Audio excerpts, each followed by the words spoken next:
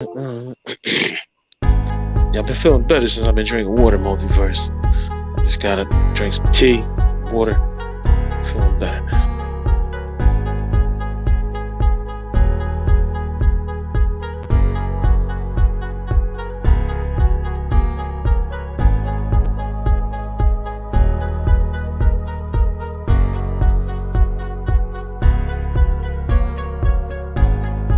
What up, what up, what up, people? What's good? Salute. Yes, sir. Yo, what's good, everybody? Salute to the tribe. We're hip hop and comics and hip hop. We're a niche channel. Reserved for the best. It's super dope. I do sell comics. Check me out on Instagram at 6th_element_comic. We do live auctions, live claim sales. I rock with Tooth and Claw, hit animated television series. Scotty Young joint, blowing up fast. X-23. So this is dope, man. All right, so this is beautiful. Yo, what's up, everybody? Salute to the tribe. Peace to everybody that's chilling in the chat already. Diamond Onyx, Howard Johnson, what's good? This is Sixth Element of Hip Hop. I'm your host, Reno Noir. These are my co-hosts, Stu Dog, Cooks24, and Multiverse Comics Parade. What up, gentlemen? What's going on, Reno? What's good? Yeah. We gotta talking about the movie. Uh-oh. No Way Home. Spoiler alert. If you ain't seen the movie and you don't want to be spoiled, Get out the room. Get out the room. We're about to go in. Deep. Definitely get out. Yeah, definitely get out. I know a lot of people been struggling to stay away from spoilers and YouTube, period, because and rightly so, because there is some crazy surprises in this movie, some dope stuff that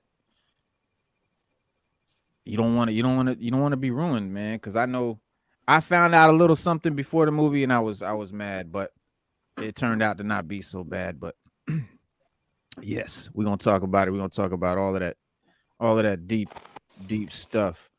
You Cooks, gotta what's remember, good, man? people get a lot of joy out of spoiling stuff.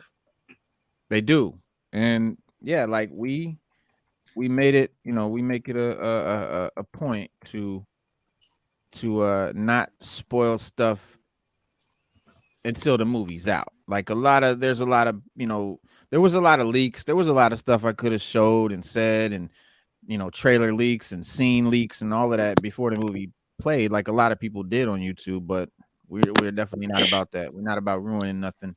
So we just want y'all to know that we are gonna talk about details and the ending and the after credit scenes and all of that stuff. So if you ain't seen it, go watch it and come back. Or just chill. I mean, Stu, I know you one that don't really care if you hear spoilers or something. It's not ruin it, because until you see the movie, it ain't ruin it. Right. No, not at all. Not for me at all. No. Sometimes I want to hear what somebody else has to say.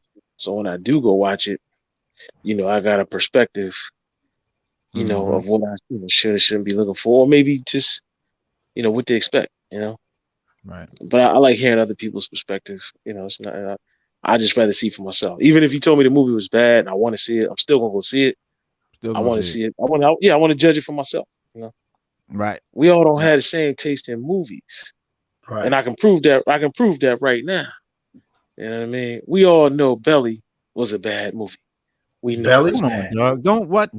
Belly? Well, let me finish. That's how you can judge. That's how you can judge if somebody has good movie taste or not. Now listen, the camera angles were fire. The story was fire. The cinematography was golden.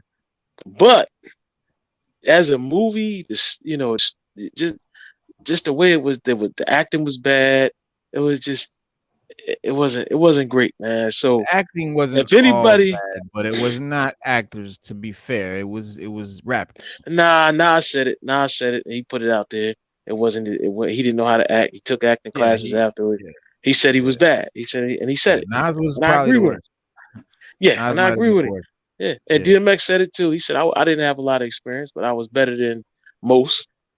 But I mean, hood movies, we give it a pass. Like hood movies don't have to be because you got some people that love hood movies, like State Property, bad movie, another bad movie, and I got some people that be like satisfying in a way. Boys in the Hood, not Boys in the Hood was good, but it was good. But State Property was bad. If I had to choose between watching State Property and Boys in the Hood, I'm going with Boys in the Hood. State Property was pretty bad. Yeah, State Property. Now, see, we know Multiverse Comics has good taste in music. I mean, not in music and movies, because he just said it was bad. Yeah, so if he told me, if he says still a movie's good, and I know he don't like State Property, then I could take his word for it that the movie was good. Thank you, Stu. Right, 100%, 100%. So, what did y'all think about? What did y'all think about this movie? I have a question for everybody, just right off the bat. Did you think it was long enough, Cooks? Did I think it was? Excuse me. Do you think it was long enough? The movie was long enough. Was it enough time? Did they use the time wisely? I feel like that's a trick question. It was a 2.5 hour movie. I mean, I am a movie watcher, so like, when it comes to like how long the movie is, if it's supposed to be good and I'm very interested, I sit through it and watch it, right? Mm-hmm. And the way I watched this movie, you know what I mean? It's like, I didn't go to the theater, I watched it my way. So, Okay. I sat back, and you know what I mean? To answer your question, just right away, not even taking time. It could have been longer. It could have been longer for explanation purposes. You know what I mean? To better explain a few things that went on within the movie, maybe it could have been longer. Because if it had been any shorter, they probably would have shortchanged us. You know what I mean? Oh yeah. That's probably the best answer I can give right now. You know what I mean? Because I did like it. But yes, there was some more stuff that could have unraveled and they could have gave us before they did the goodbye. You know what I mean? Yeah. How they did. But anyway, that's my answer. Yeah, I think they did good with the time. They did good with what they had. But it was, it was a lot of it was explaining, not maybe explaining, but a lot of it was fixing like a lot of complaints from the previous Spider-Man movies. They did a lot of good. I mean, they did great with all of that. Andrew Garfield straight up stole the show. That's Spidey. Man. That's the best Spidey, hands down, period. I don't give a fuck. Toby is corny. But and Tom Holland really, I think he really develops in this movie as a character and as an actor, but as a character, because remember, like, Tom Holland was the kind of the bubblegum, happy-go-lucky young, Spider-Man that wasn't really seasoned, and then he kind of, you know what I mean, and then Toby was the kind of the seasoned, like, I've been through it all kind of OG Spider-Man, and Andrew was like the one that kind of got shortchanged. He didn't get his full trilogy, but he definitely was the most, in my opinion, he was the deepest, the one that was the most dramatic, but you see Toby, or you see Andrew, you see Tom rather, going through the stages, right? Different points, right? They all represent Spidey at different points in his life, right? Tom was the young, naive Spidey. Andrew was like the jaded Peter. Gwen died. He and Toby's like the OG. You know what I'm saying? Like the kind of the one that kind of knows. He's been through it all, kind of thing. Got it all figured out. And Tom portrays these three characteristics as Peter as the movie goes along. He starts off as the Tom, and then he kind of becomes the Andrew, and then he becomes the Toby, toward the end. But Andrew, man, like I said, man, he stole the show, bro. He did some, he said some cool shit when he was talking about how, and I don't know if anybody caught this, but remember he said that after Gwen died, he stopped pulling his punches. Yeah, he started going all in. He was leaving them bodies in the alley.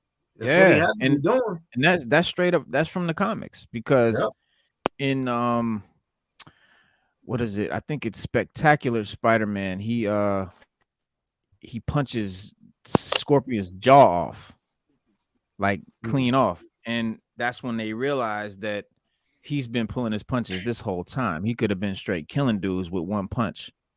You know, if he can carry however many tons, he can knock your head off, you know. And so he's always been pulling his punches. So he's not doing that no more, Andrew said. But Tom goes through this transition, and by the end of the movie, he is mature enough to give up anybody knowing he exists. Not just knowing that he's Spider-Man. That's what he was doing at first, but by the end, he's like, if it takes for no one to know who I am or that I exist for things to be straight, Doc, then let's do it. You know, he said his goodbyes to MJ and Ned, and he took it on the chin, man. And he, the next movies that are going to come from this, because there's going to be another trilogy after this with Tom, and he's going to start off with nobody knowing who he is. No Aunt May, no Uncle Ben, no Harry, no friend, no Ned, no MJ, nothing. And what we saw in the after credit scene, right, with Venom, with the little piece of the symbiote that left off on the counter. Right. And then so in this next trilogy, we're going to get Tom getting that piece of that symbiote, and he's going to have the black suit. And it's a perfect setup, because with nobody knowing who he is, no guidance, no elders, no friends to kind of pull him in, keep him grounded. When he's got that black suit, he's going to go all out, to the point that he might even become he'll become more of like a Venom than actually a black suit Spidey, because a lot of this is connecting to Miles Morales. Right? A lot of this is coming from the PS4 game with Miles Morales. They did a lot of Easter eggs and stuff like that, but this will go into the Miles Morales storyline, because in the Ultimate, in the comics and stuff, he ends up fighting, they fight. Well, actually, Peter Parker's dead, right? In the Ultimate comics, that's what Miles witnesses the Sinister Six killing Peter Parker, and he could have helped, but he didn't. He's too young, really, but he feels like he could have helped, but he didn't. And that's kind of his motivation of why Miles, takes up the mantle and becomes Spider-Man, because he witnessed Peter Parker dying. And there's something to that, because Tom Holland made a statement recently that he doesn't want to be doing Spider-Man when he's 30. He's like, if I'm still doing Spider-Man after 30, I'm doing something wrong. Because he doesn't want to get typecast. He doesn't want to be just known as Spider-Man. He wants to be an actor that does, many things, and not just be like how Mark Hamill is Luke Skywalker. He can't do shit else. He's Luke Skywalker. Like, he don't want that. So he wants, and I think that the MCU, I think they're gonna kill him. They're gonna kill him off. They're gonna kill him to get him, to get him out of the thing and make room for Miles. Because it, following the comics and following the motivation of Peter and his new style and all of that, he's gonna become, Venom, and it's gonna be him and Miles are gonna go at it. And he'll probably die fighting Venom or something like that. And then that's what is going to be Miles, catalyst to become Spider-Man, pulled straight from the Ultimate Universe, where, the Sinister Six kills him. And, we kind of almost got the Sinister Six. Well, there's three of the Sinister Six. Yeah. In the No Way Home, or the No Way Home versions, or home versions of Spider-Man. We got Vulture. We got Scorpion. We got Scorpion. We got Vulture. We got Mysterio. Craven in the movie. yeah, we got Craven. So that's 4. We got Mysterio. So we just need. Well, Rhino's not original Sinister. He's not original. Yeah, but Rhino's not original Sinister Six member. Yeah, the original. He's a member, but not an original member. The original members. It was Doc Ock. The first team: Doc Ock, Vulture, Mysterio, Vulture, Electro, Electro, Scorpion, and the last one was Damn, who am I forgetting? I got one more. It's Rhino. Sandman. Sandman. Yeah, Rhino came afterwards and replaced. It was always somebody replacing somebody, but those are the deadly. Now, when you talk about the deadly foes of Spider-Man, then you add Rhino and the rest of them, and because you got the Sinister Six, and then there was another one. They formed another group, but they weren't called the Sinister Six. They were called something else. Yeah, they were called the Sinister Syndicate, and they had the Sinister 12. But yeah, the Sinister Syndicate was out there. Like, okay, so but escaping prison and wanting revenge against Spider-Man, Doc Ock forms or the former foes Electro, and you forgot Kraven the Hunter. Kraven the Hunter is one of the original Sinister. Mysterio, Sandman, and the Vulture were the original Sinister. So it was Doc Ock, Electro, Kraven, Mysterio, Sandman, and Vulture.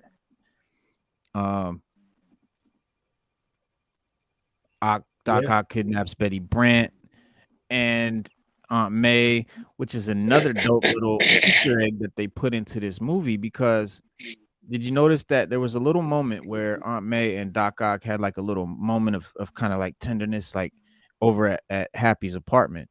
That's a Easter egg to a storyline in the comics where Doc Ock kidnapped Aunt May, but she didn't even realize she was kidnapped because he was treating her so well. Like they actually had like a little. He was kind of protecting her. I remember that, right? Yep.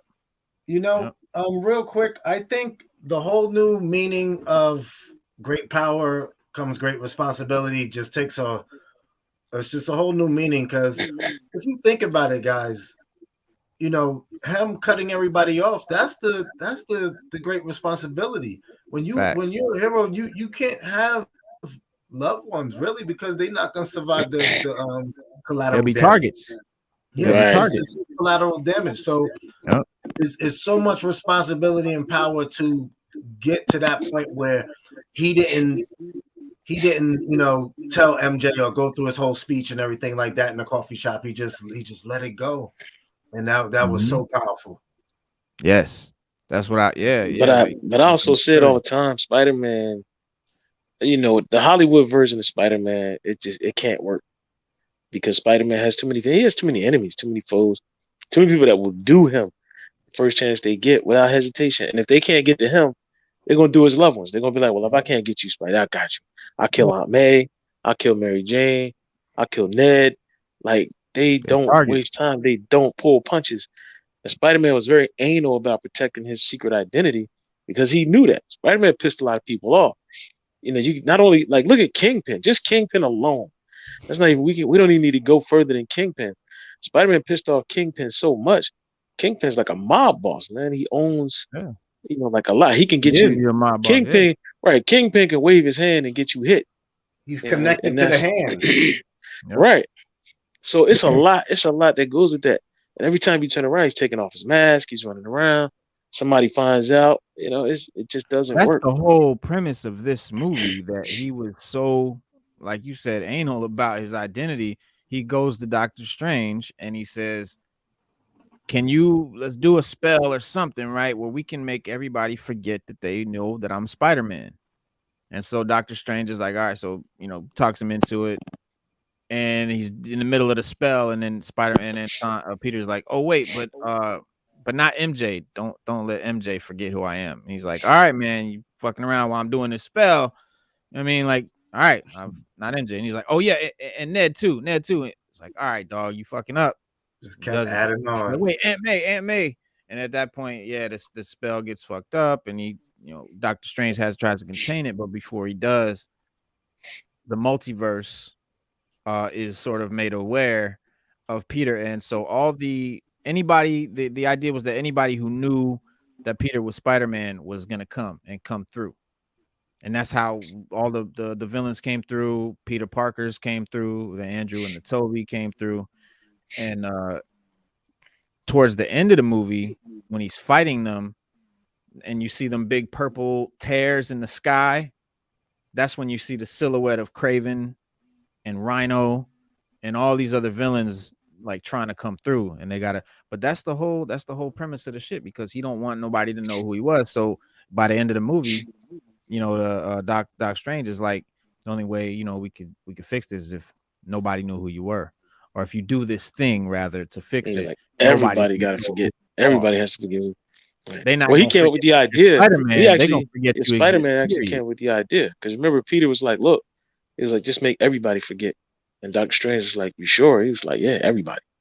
No, because Doctor Strange told him, "This is what we got to do, but if you do it, nobody's gonna know. Nobody's gonna know. Nobody's gonna know who you are." Yeah, even like, Doc said when he started the spell, he said, "It's nice knowing you." Yeah. Yeah. Yep. Because that was it. That was it. A lot of great Easter eggs in this movie, man. Like the Mary Jane Watson, the MJ, that's an Easter egg. Yep. Yeah, that's an Easter egg. Yep. Because Ned for a while, Ned Leeds, yeah, that's an Easter egg. Using magic, because in the comics, a lot of people think that Ned Leeds was a Hobgoblin. The people that don't read comics, they think he was Hobgoblin for like 2 minutes. Like the Hobgoblin sort of used him as a decoy kind of, but made him as Hobgoblin. But during that time that he was Hobgoblin, he was a student of Dormammu and was, you know, using magic and all of that. So having Ned, you know, have the ring, and that's why they had Ned doing magic, because it was like a throwback, like an Easter egg to the time when, you know, he was Hobgoblin and he was using magic. And then he tells Peter, like, I promise I'm not going to become a villain, you know, in the future or whatever, because I think it was Toby told him, he was like, yeah, like my best friend died, right? He died like in my arms. Yeah, in my arms, because he became a villain, and we whatever. Yeah. But then Ned was like, oh shit. Yeah, Daredevil was another Easter egg. Yeah, that was probably that was really good. That was one of the moments that was awesome. The Daredevil scene that was one of the moments that the whole theater cheered, started yelling and shit. There was a few moments, man, when in the whole theater, everybody started screaming and yelling and clapping and shit. It was a few moments in this movie, man. Because we want to keep Charlie Cox as Daredevil. We like it. Yeah, everybody likes Charlie Cox, man. Mm-hmm. Yeah. But you know, we even with the inclusion of Hawkeye and She-Hulk and Chaos, gotta bring, you know, Charlie, you know he's coming. You know Daredevil's coming. Because all of that has to do with Daredevil. I mean, the Chaos storyline has to do with Daredevil, Chaos, and Daredevil love. Kingpin, all that. Even the Hawkeye series that's on now kind of spills into that. So we know Daredevil's coming. And and so what Ace Johns is saying right now, so the comic series Spider Shadow might happen. That's the one. That's a series right now. It's like a what if. What if Spider-Man, when he got the black suit, he just gave into it. He just started killing bad guys. Like he just became dark. Like he didn't resist it or none of that. And there's this great what if series, Spider Shadow. And I think to answer your question, Ace Johns, I think so. I think the new trilogy is gonna be very Spider Shadowy. We're gonna see Tom, you know, Peter rather very jaded. Nobody knows who he is. He's lost his family, and he's gonna be, you know, he's gonna be like, fuck it. And that's kind of what, you know, Andrew Garfield said when he lost Gwen. He just stopped pulling his punches. That's basically what it is. So yeah, I think we are gonna get that, a Spider Shadow type. I think it should have been a little bit darker, guys, this movie, because I'm sorry, you know, Norman Osborn, he had to go. Somebody need to spin his neck. They had to do him. Word. Just get him out of there. You know, because he grimy, and what he did, then he stabbed him in the back. You know, somebody just need to spin him and get him out of here, because that would have pleased me as seeing, you know, someone taking some initiative and getting that evil up out of here. Yeah.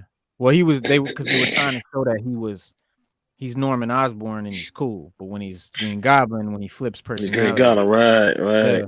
But they also showed you the darker side where, like you said, I was watching from behind Norman's eyes. Mm-hmm. You know, just Yeah, you gotta exactly. remember, Green Goblin is very good at playing Norman. Norman can't play Green Goblin. Green Goblin can play Green Norman. Goblin. That's true. Play Norman. That's true. Doing. That is Yeah, true. he was doing that. That is Yeah, true. he was doing that. And even So with yeah, the death of Aunt May, that's another I Easter know. egg because remember One More Day. One More Mhm. Day is that's One More Day and omit Spider-Man 539, which is also the Cook's pick of the week. Mhm. You know, he trades, you know, Peter wants to trade, he makes a deal with the devil to trade, you know, Yeah. his marriage to MJ to protect his identity. And Mhm. it kind of goes wrong.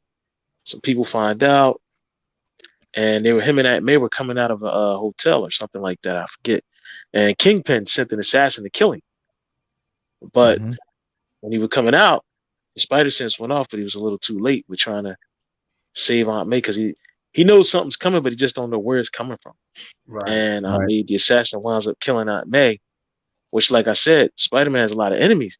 Kingpin alone wants Spider-Man dead, dead, dead, as fast as he can, as much. And if he ever found out that Spider-Man was Peter Parker, Aunt May wouldn't have made it out of the credit scene of that movie if Yeah. that's the case. Yeah. Yeah. But she's dead. I want to clear something up. So at the end of Venom, when the little reality shake, that was Doc Strange. Yeah. Yep. Yeah. It's all multiverse. Yeah, multiverse of madness shit. And if I had $100 for every time the word multiverse was used in this movie, I'd have been rich. Oh man. Yeah. Yeah. Talk about, that's not even subtle. They really letting you know this is the foreshadowing to the multiverse of madness. It's all a setup for the multiverse of madness. I mean, it was just as much a, Doctor Strange story as it was a Spider-Man story. There's a lot of stuff in this movie. They touched a lot of base. It is. They A touched lot a of lot Easter of base. eggs. Yeah. Easter Another egg Easter like egg we have. Feast. You remember Feast? License Did plates. you see that? FEAST? Yeah. Feast.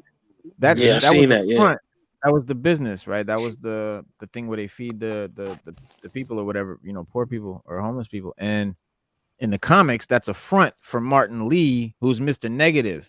So if y'all know the PS4 game, Mr. Negative, right? Mr. That Negative, character right. right there, which The ties Negative into Man. Miles Morales and the PS4. You know what? I didn't even content. think about that, Reno. You're right. You're absolutely right. Yeah. Now, Then, one thing I did was look at the license plates because you got to look at them because they always hide numbers of comics and issues because you got the one on the bridge with Doc Ock that when Spider-Man first fought him, he fought him on a bridge.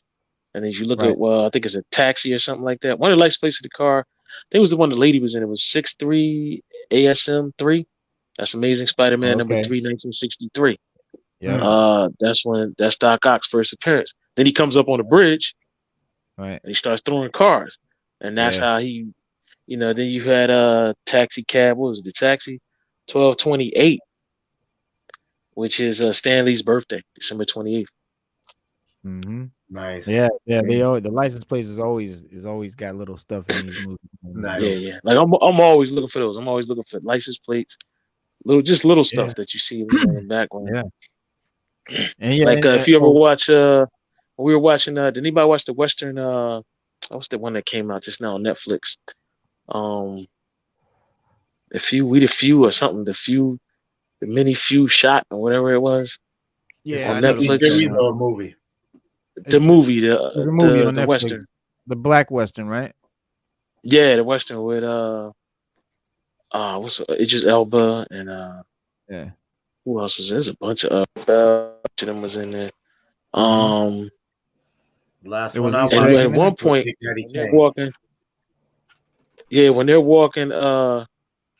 when they're walking past the train, when they show Regina and them walking past the train, it says Bozeman, and that's a shout out to Chad Bozeman. Nice. Right. If you look, a lot of people didn't really was it Harder They Fall? Yeah, Harder They Fall. Yeah, Harder They Fall. Yeah, when they're it's good, man. It's great. Yeah, when they're walking, they at one point they stop a train to get Idris Elba, and when they're walking past the train as it stopped, if you read the background, it says Bozeman on the train. Mm-hmm. It says C. Bozeman and or C. Bozeman Company, and then they get on the train. That's a shout out to Chad Bozeman. Right. On, it's Black Panther. And a lot of people didn't catch that. That's an Easter egg. So I always look in the background for stuff like that when I'm watching the movies, try to catch it. Yeah, there's a lot of stuff in here about like the What If comics too. Like when he was when Dr. Strange threw his cape at him. Remember he was swinging off and the cape went on him? That's straight up from the What If show and the like actual What If comics where it was like I had one too. I think I still have it. It's like what if Peter Parker became the Sorcerer Supreme? And it's got him in you see in the zombie episode, they were best buddies. The Cape and Parker, because there weren't that many left and Doc was gone. And the cape went to him, then it went to Ant-Man, the bodiless Ant-Man. Right. Yep. And for some reason we keep getting, for some reason they're real consistent with Rogers the Musical in these daggone movies. We keep every movie has Rogers the Musical in it. Cooks, were you about to say something? No, I was listening to what Stu was saying. Oh, I was gonna say, Reno, shout out to Doc Ock for comeback player of the year in this movie. All right, I just want to put Doc Ock word up. And I want to also say shout out to Marvel and them for giving De La Soul a couple of songs on that movie and give them some. Man, hell yeah, hip hop and comics, baby. That's right. Yeah, that's what it is. Hip hop and comics, y'all. You had villains in Happy Hogan's apartment. I said that already. The Doc Ock connection with Aunt May and all of that. And another thing about the PS4 game stuff, like how it leads into Miles Morales. You had remember Jamie Foxx said he was talking to Andrew Garfield and he was like, that whole time I thought you were black. And he was like, it's got to be a black Spider-Man out there somewhere. Yeah, that's what he said. Yep, that's Miles, because they're foreshadowing Miles, because Miles will be in this next trilogy. That's how they're gonna sort of pass the torch, from Tom to the next Spidey will be. But also, there was official announcement that Andrew Garfield said, he told Sony and the MCU basically that he wants to return as Spidey and like do another Amazing Spider-Man trilogy. And Feige and Sony are like literally considering it. They were like, yeah, we gonna talk about that. At least finish his series up and then give him another one at least. Yeah, exactly. That would be dope. That'd be dope. There's no reason why. Now that they're gonna do this Multiverse of Madness movie, and I think the reason that Marvel wanted to do this story is because after they do it, now they can literally do anything at any time. They don't have to follow a continuity. They don't have to, stick to anything they've done previously. They can just pop out a new movie, a new character, whatever, and just it's a different universe. That's how the comics are. So that's perfect. That's perfect. Yeah. Cooks. Well, talk to me, man. Talk to me about this movie, man. Well, I can say one thing I liked about it was how it connected to all the stuff that we already have seen, or might be binge watching now. I know one part interesting that I liked it was the part where that big Christmas tree. Yeah.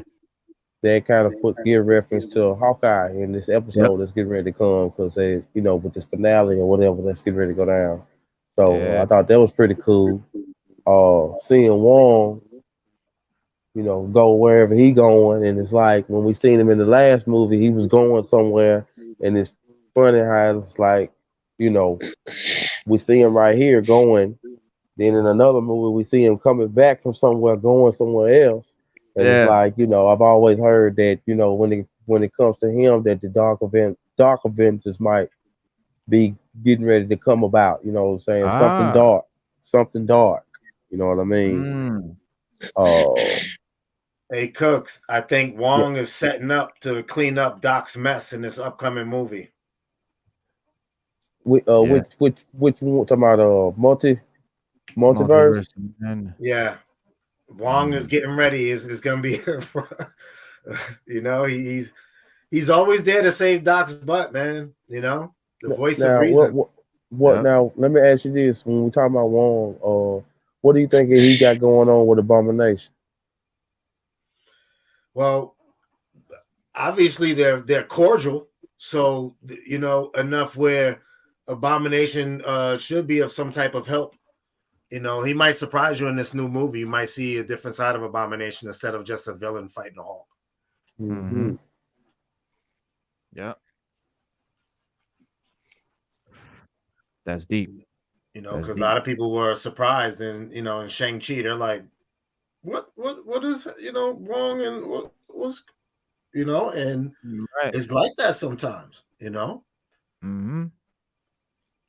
Do you think that wherever he leaving, do you think that wherever he left is where Abomination's at?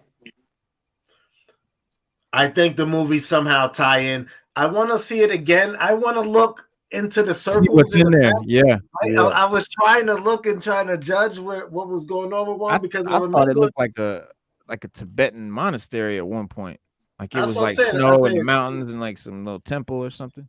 Because he opened, I'm like, is he at the bar? Because remember in Shang-Chi, he's like, yo, we got work to do. Y'all got some work to do. We got a lot of stuff. Shang-Chi is probably going to be in his Doctor Strange with Katie. You know, it's a lot going on. They tying it all up. Right. Right. And then, yeah. Oh, remember the little scene where it was hilarious, bro. I was cracking up when he was like talking about his back was fucked up. Oh yeah, that's a little reference to the memes, you know, the "ow my back" all the time. And then Toby actually did injure his back in real life too. So that was like it was a horse riding accident or some shit. Yeah, that was the part in the laboratory when they was all pointing and it looked like that meme. That was funny. Yeah, funny. Yeah. That I remember that the three-way Spidey. Yes, Spidey. Oh yeah, that was funny. And, and when Doc, I meant when what's his name? Willem Dafoe. He was like, "I'm something of a scientist." That's a reference too. That's a meme too. Yeah. Overall feeling I had, you know what I'm saying? Just one of them, like seeing all that, like when they had them all, when they was all locked in them like cages, and just seeing all that, you know, and it kind of take you back to the younger days. Like, man, I can remember watching, you know, like it make you wish you like when you ask that question, Multiverse, when you ask that question about was it long enough. To be honest with you, ain't no action movie long enough because I don't never want to end. You know what I'm saying? So really, it's never long enough because I wish that it would just. I wish we, you know, just a wish that we had the, you know, we could watch it. I wish they would do it like the cartoons done it, so it could really, because you got the technology, but everybody don't get paid so much. Writers only can write so much, I guess. So, but it's just a wish, kid at heart. I can imagine what they left out, Reno and Stu. What you think they left out of this movie to make it fit to 2.5? You know, I'm guessing more stuff with the different Spider-Man. Yeah. Pulling in, you could have pulled in Gwen Stacy. Yeah, you could have pulled in Penny. You could have pulled in Penny Parker. Yeah, that'd have been dope. I was hoping they were gonna do like show Toby doing what he's doing, and then somehow like seeing him ascend or whatever, and go through the portal, like see him in his world, come to this world, and then because he said he had he said he had a family, right? And I've heard about his daughter. Yeah, with NJ. Yeah, Penny Parker. I would have liked. You know, do you think we could have got one more Spider-Man in there? Maybe like Noir. Oh, definitely. Have him pop in. You know, like just he would have been perfect for this. Spider-Man Noir. Oh, yeah, you know? but what actor though? Like what? I don't know. He's a silent partner anyway, pretty much. So yeah. You know, he I doesn't think this talk movie was much. a lot about the nostalgia of the Andrew and Toby Spider-Man, and you know, like it's almost like a cheat code. Like no matter how whack the writing is or how bad this movie is, people are gonna love it because we're gonna put Toby and Andrew in it. But yeah, it was a great movie without them. But yeah, that was definitely because you have Spider-Man 2099, you know, and like you said, Spider-Man Noir and Miles Morales, Spider-Pig. Spider-Pig. Yeah, well, yeah, there's a ton of them, but Shattered Dimensions, the video game. Remember that? great video game. Great video game. Phenomenal. They need to do it. They Phenomenal need to game. do an HD remake on that. They So I do. like that. I thought that was great. Yeah, they do. And there was some throwbacks to that movie when they showed like everything like shattering. It was And you actually got to play as different Spider-Mans too. You actually got to play as 2099, Noir, Amazing Spider-Man, Spectacular Spider-Man. You got to play, you know. Yeah. That first fight scene was good too. Like just just seeing the cars, Doc was, whizzing cars and stuff. I'm like, oh, this is classic right here. This is classic battle right there. 100%. 100%. I was mad surprised that another thing that the villains, I just thought they were gonna just come in and just be villains, and he was just gonna fight them. But he actually they almost team up with some of them. You know what I mean? Like they're really not bad guys, kind of thing. Like, and Flint Marko, his whole premise, like they were showing in the like even in the Toby movie, like he was actually not a bad dude at all. Like he was just trying to get his daughter the surgery. Yeah. And he thought he shot Uncle Ben, but he didn't. Yeah. And, even in the comic, he became good. Sandman became good for a while. And then he turned bad and reformed the Sinister Six. But it was the Sandman Six. And he goes back and forth as a villain. Doc Connors is not all bad. No, Connors isn't a bad dude. Yeah, Connors isn't really a bad dude. Yeah. It's just when he turns into the lizard, it's a wrap. And remember at the end of the Secret Wars, Peter took him right home and said, you know what I mean? Peter cared for him as soon as he turned human, and Peter kept an eye on him the whole time and brought him home. Yep. Yeah, and I mean, Doc Ock was never bad. It's just that thing went in his neck, in his brain, and the claws sort of took him over. None of them are bad. You found out none of them are bad. Right? The voices. The voices, right? I don't hear them. I don't hear the voices no more. Yeah, but yeah, it was not bad. Can you imagine that? Just constant in your head. These things just. Yeah, bro. Oh, and also Tony Stark with the gift that keeps on giving even after death. Look at that suit. How it the nano just took over Doc's technology and just what I mean. He was able to control the arms just from the interface of the connection. That's crazy. Yes. And yes, Spider-Man 2099. Yeah, 2099 would be great. I'm with you, Howard Johnson. We needed 2099. I always thought he was Latino because his name's Miguel. Like, he is Latino. His name is Miguel O'Hara, and he's like Irish or something. I think he's like mixed or something like that. Got like red hair. He's like yeah, because remember the suit that he wears is from a Spanish festival, something like that. The Spider-Man suit that he wears in 2099. He went to like a festival down in Mexico or something. It looks and that's where he got the suit. You know what I mean?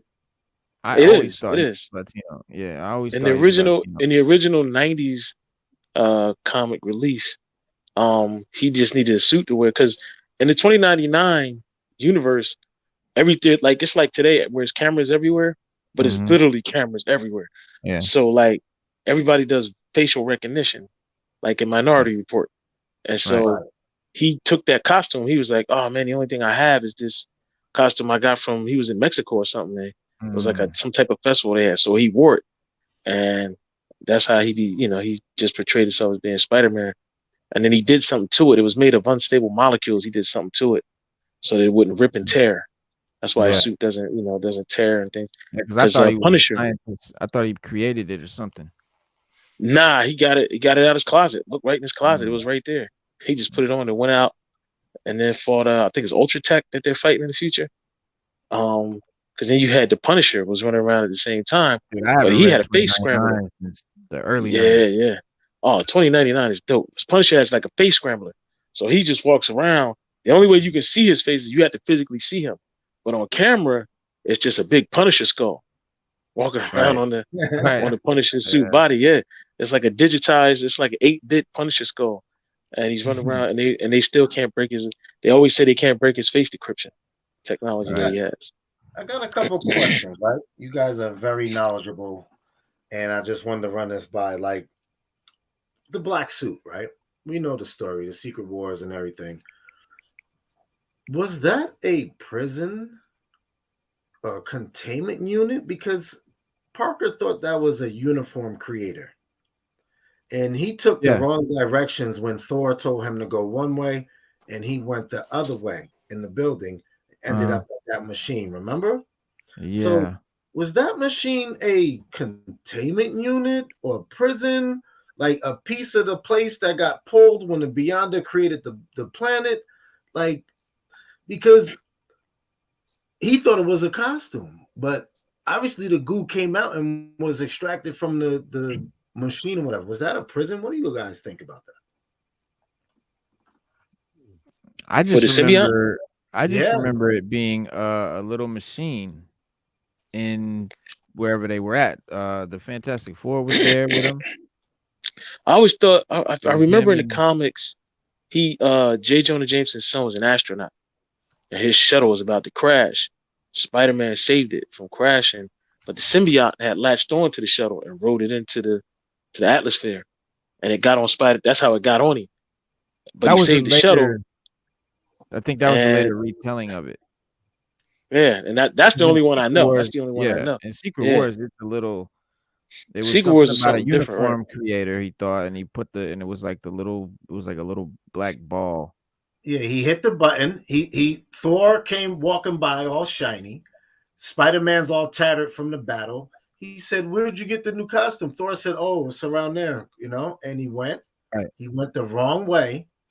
And he went and hit this button, and the thing and the blob came out, and he touched it and it got on him. It's I always wondered about that.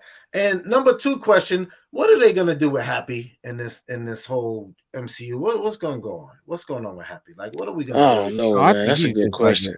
I think he's just like a little, he's just like a side. He's just like a cameo. He just pops in, does little funny shit or whatever. He's not a serious character, I don't think.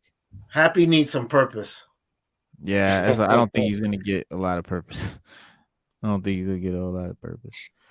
But Pepper's running Stark, right? Yeah. Okay. Yeah. So she has no use for Happy then. No, not really. No. That's he's just doing his thing. No, he's just doing it. Yeah.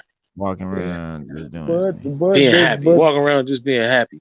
But does he still like work for Stark? No.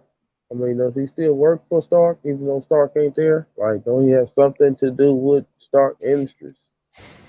That's what I mean. Like, Pepper got to be employing him somehow or doing something, right?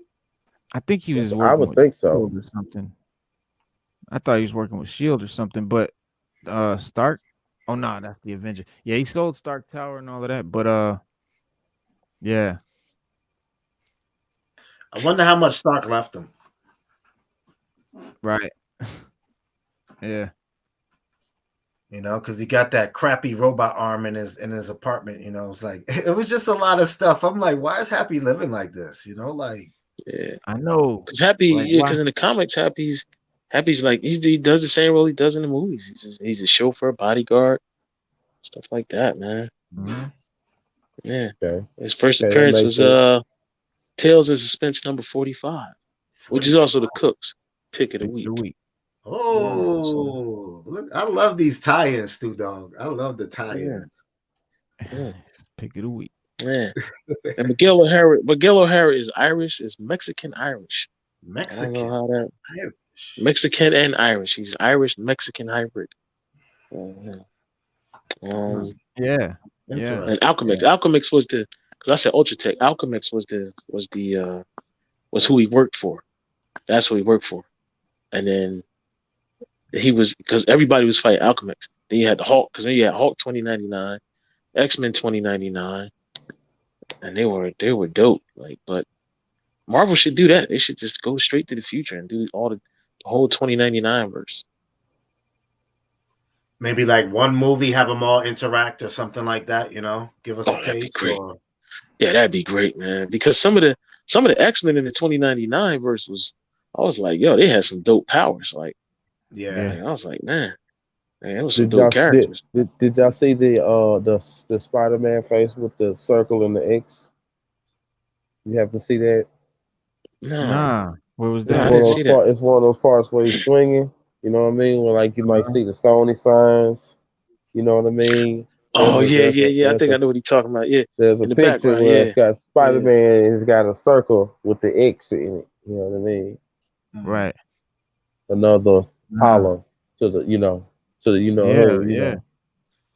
Hell yeah. So Cooks, you think that's like a what do you think about that? What is that with the X? We're getting closer and closer to getting mutants. You know what I mean? We're getting close. I feel like we're getting closer. You know what I'm saying? We still got a lot of ground to dig up. You know what I mean? The way they give it to us, but I mean, if Secret Wars coming, then we're getting ready to see something. But we got to make it through more multiverse. They're gonna take us step by step. You know. If we ever get Secret Wars, I just can't wait for that Molecule Man mountain drop on the Hulk. That's what I'm waiting to see. Right. Let me see that. You know, hopefully we get another Hulk movie, man. I know. A solo Hulk movie, man. I believe we will.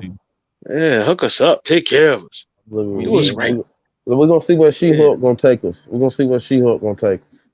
Quick question: how strong is Spider-Man? He is class what, guys? I think because you got human, metahuman, superhuman. Colossus is class 100. The Hulk is incalculable. So what is Spider-Man? What do you think, guys? Now he's probably like class 50, but really, yeah, it's Spidey is class 10, guys. And now with the bullshit, 10 tons of max. That's what it is in the Marvel universe. But it's bullshit because he does way more than that in the comics. He lifts way more than that in the comics. Let's see. He does. Remember when he lifted that whole thing that had him under the water when he was trying to save Aunt May from his blood that he gave her the transfusion. He was trying to save her, and he had to lift that whole thing off his back. And okay, I got that. I got the scale. I got the scale right here. So what do you say? Weak, it's class 10. Weak. That goes weak, normal, peak human, superhuman, and then you have superhuman. But then they got like breakdowns. So weakest cannot lift own body weight. Normal, able to lift between over own body weight and twice own body weight. Peak human, able to lift over twice own body weight or up to 800 pounds. Superhuman, able to lift between 800 and 25 tons. Superhuman 5 or 2, able to lift between 25 and 75 tons. Superhuman 3, 75 to 100 tons. And incalculable is exceed in the excess of 100 tons. Because remember when Tony Stark was talking to Spider-Man, when he lifted the car, he said, what's that, 3-4 tons? Yeah, it was basically giving you that's how because I know when I used to read the encyclopedias, right? And it had the 3 pictures, and you could turn it around with the info. It has all the classes and stuff. Yeah, and then it has the strength. Because I know Cyclops is like superhuman or something like that. Like Cyclops was labeled, and I didn't think he was that strong. I didn't think Cyclops was and you would think Wolverine was stronger, but you know he wasn't past the 1 ton range. No, not at all. And that shocked me because I thought Wolverine would have been stronger than Cyclops. Yeah. But physically, it's the other way around. Right. What we got, Reno? Check it out. Check it out. Check it out. Boom. What we got?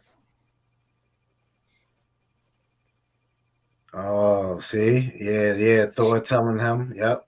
Let me give y'all this. Says what? The Hulk is what? Oh, we got the end.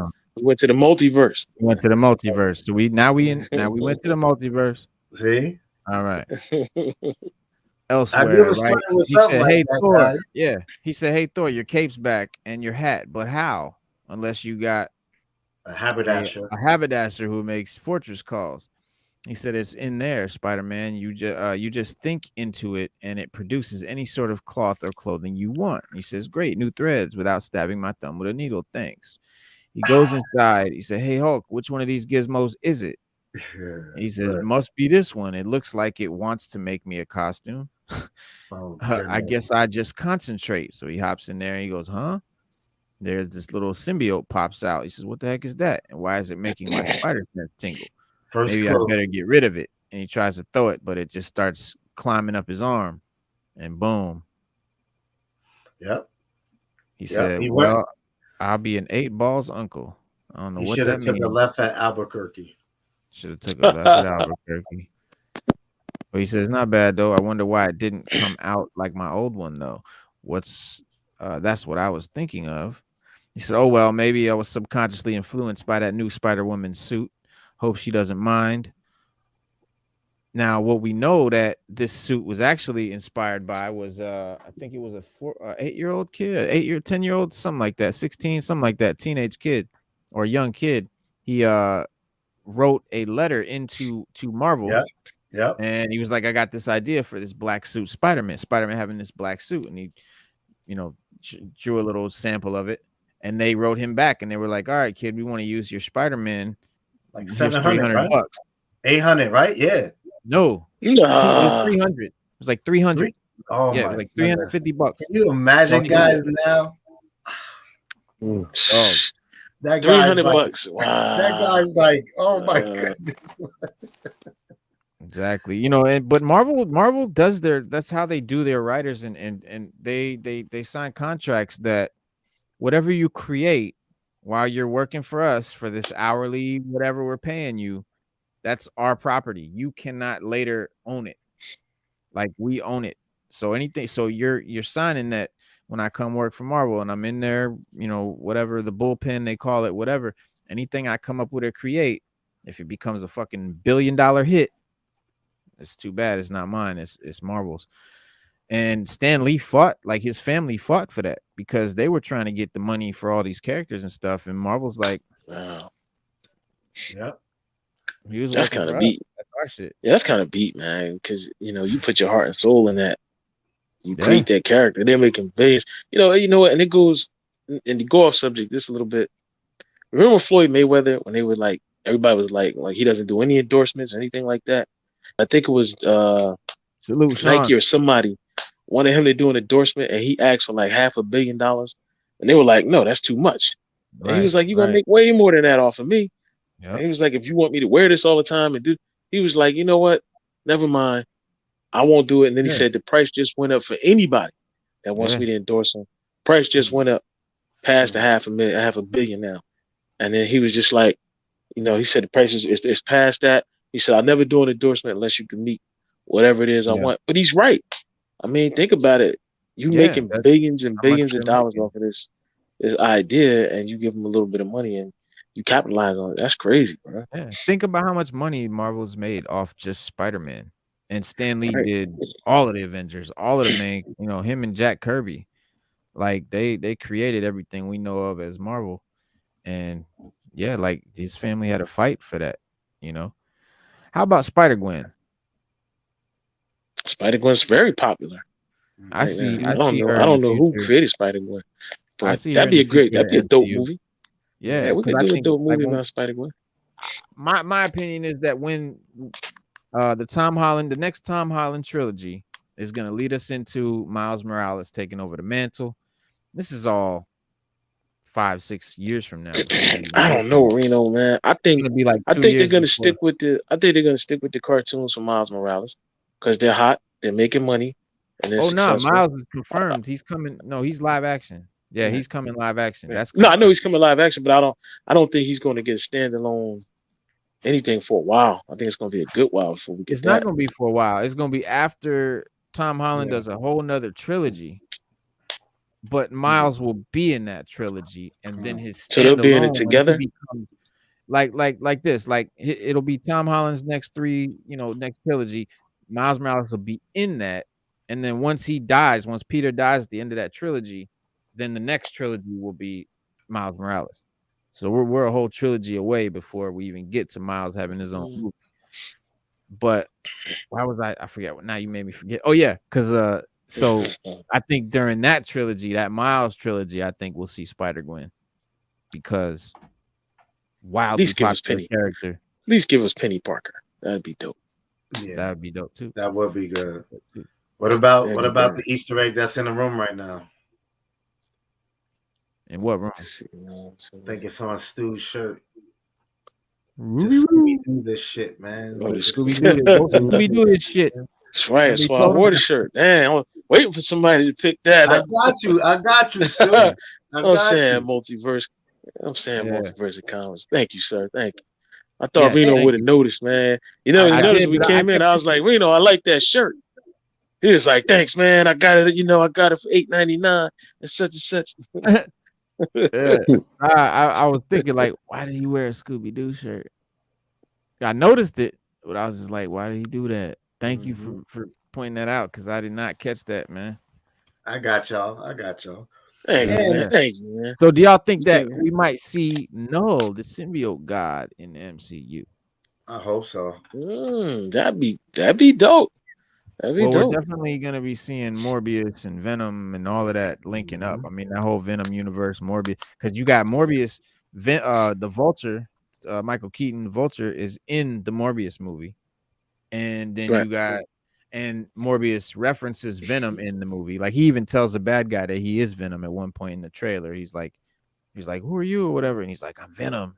The guy was like, oh shit, and he's like, no, I'm just playing. But yeah, so.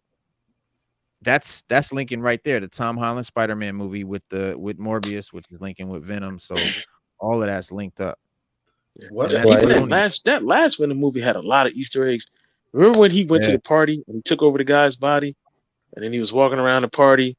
Well, I was talking to my sons, and they didn't understand it, and I was like, in the Spider-Man comics, Spider-Man would be sleeping at night. The symbiote would do just that. He would take off. Right, and Spider-Man would be asleep, and he'd wake up in the morning and be exhausted. Dream I was doing this. Right, he was like, "Why am I so exhausted?" But the symbiote needed a body in order to take a physical form, and Spider-Man would be out. And I was like, "It was like for real dead." I was like, "Yeah." I was like, "That's where that came from." Like that's in Spectacular Spider-Man. In Spectacular Spider-Man, have any of y'all seen Spectacular Spider-Man, the cartoon series? Oh, it's great. That cartoon is good. Yeah, that joint is good. That shit right now, I recommend that, man. That is a dope series. Very cool, very comic accurate. Peter is like a really cool, confident kind of Peter Parker, which is my favorite kind of Peter Parker.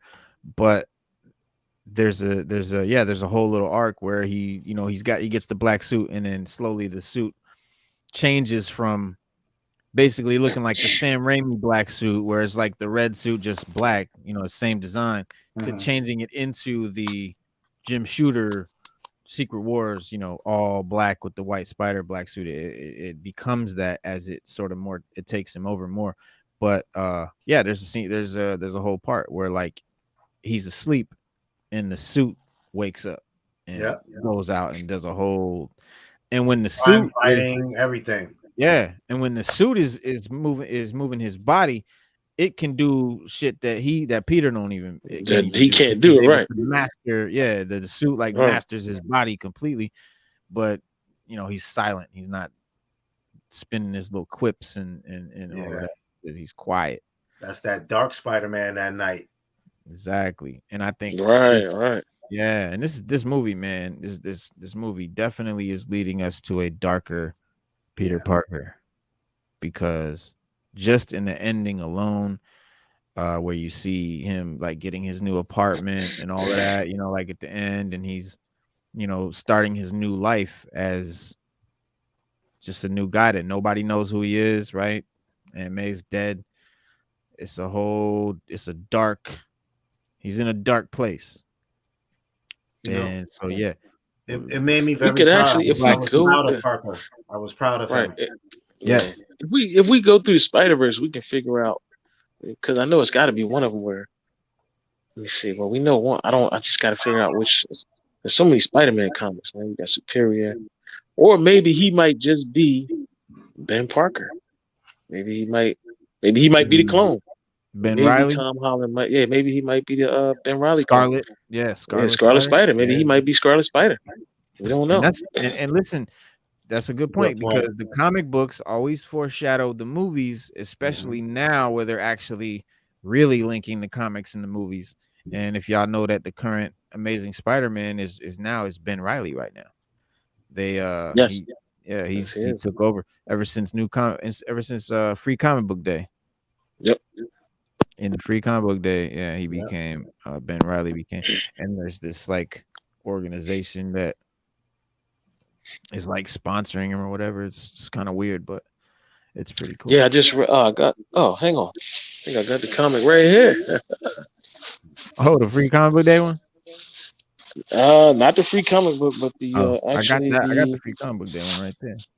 Actually, the series one. Where is it? I might have it. Here we go. Oh yeah. Oh, the Peach Momoko. Peach Momoko. The Momoko. Yeah, it's gotta have the 76 Bay on it. Mm-hmm. And we all know who that is.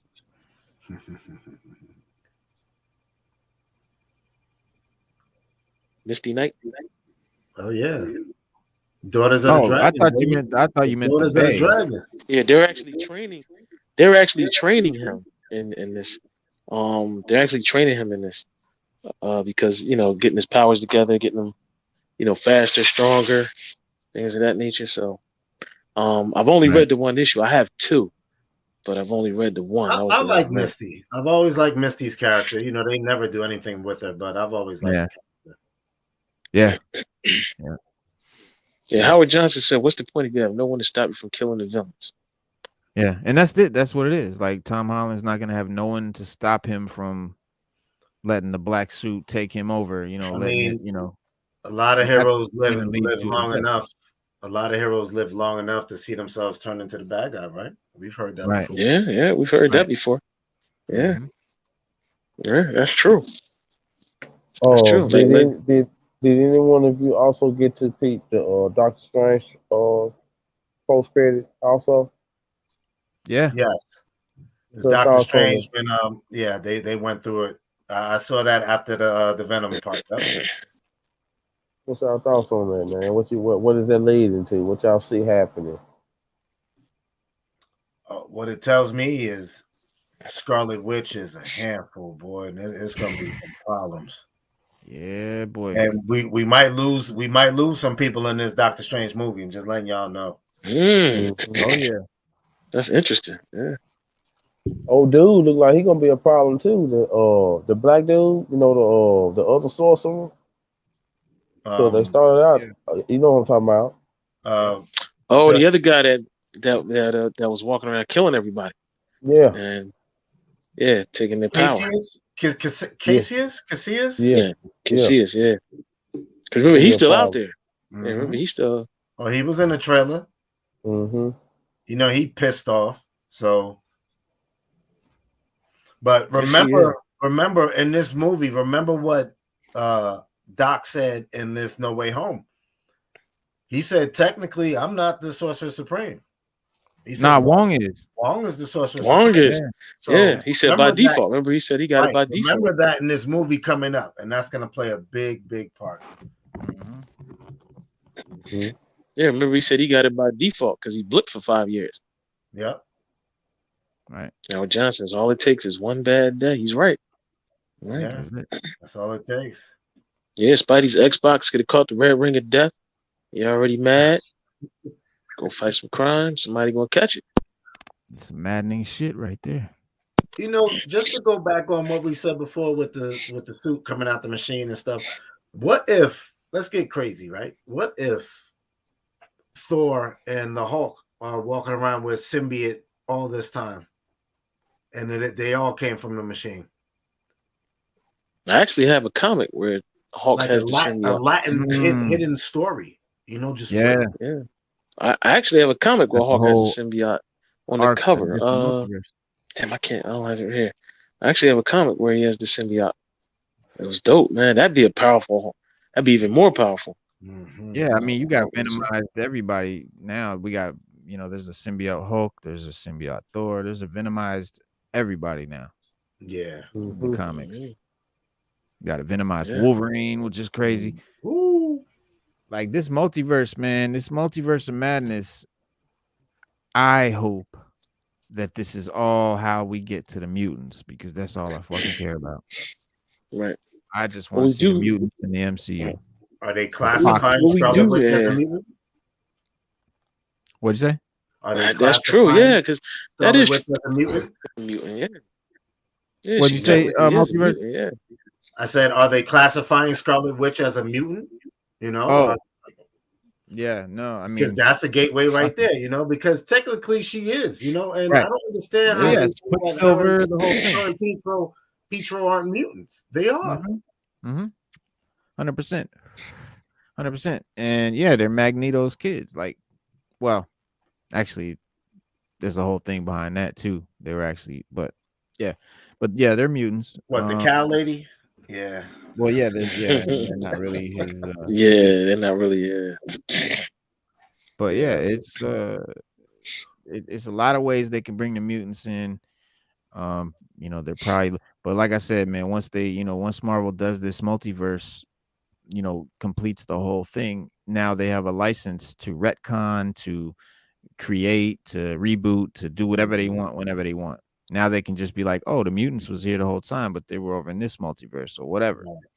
Right. Yeah. You know, let me see it. When we go back to the movies, are there any other reference to mutants in there? Not so far. Because you got they don't talk about them.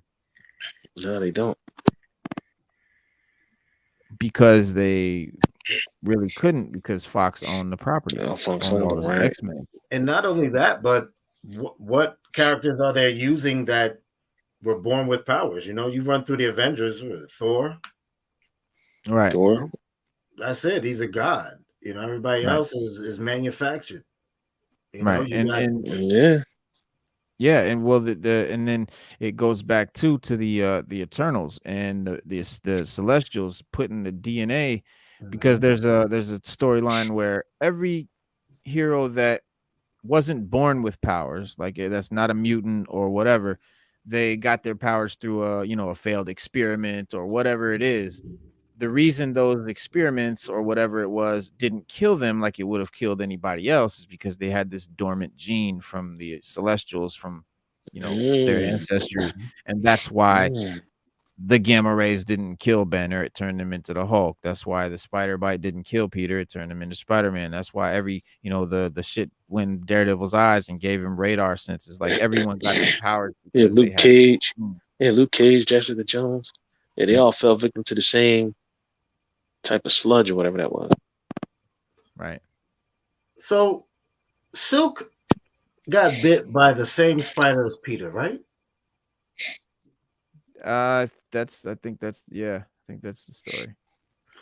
She should have been a lot more involved in the Spider Universe then. If they're gonna create that story, like Silk basically got bit by the same spider, then she should have been a lot more involved, I think, in just Spider-Man's world. That's something I was thinking about.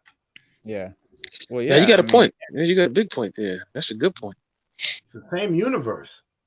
It is. It is. But that's Spider-Man. He gets the spotlight. Everybody else does. Silk is there's bad. A lot of characters.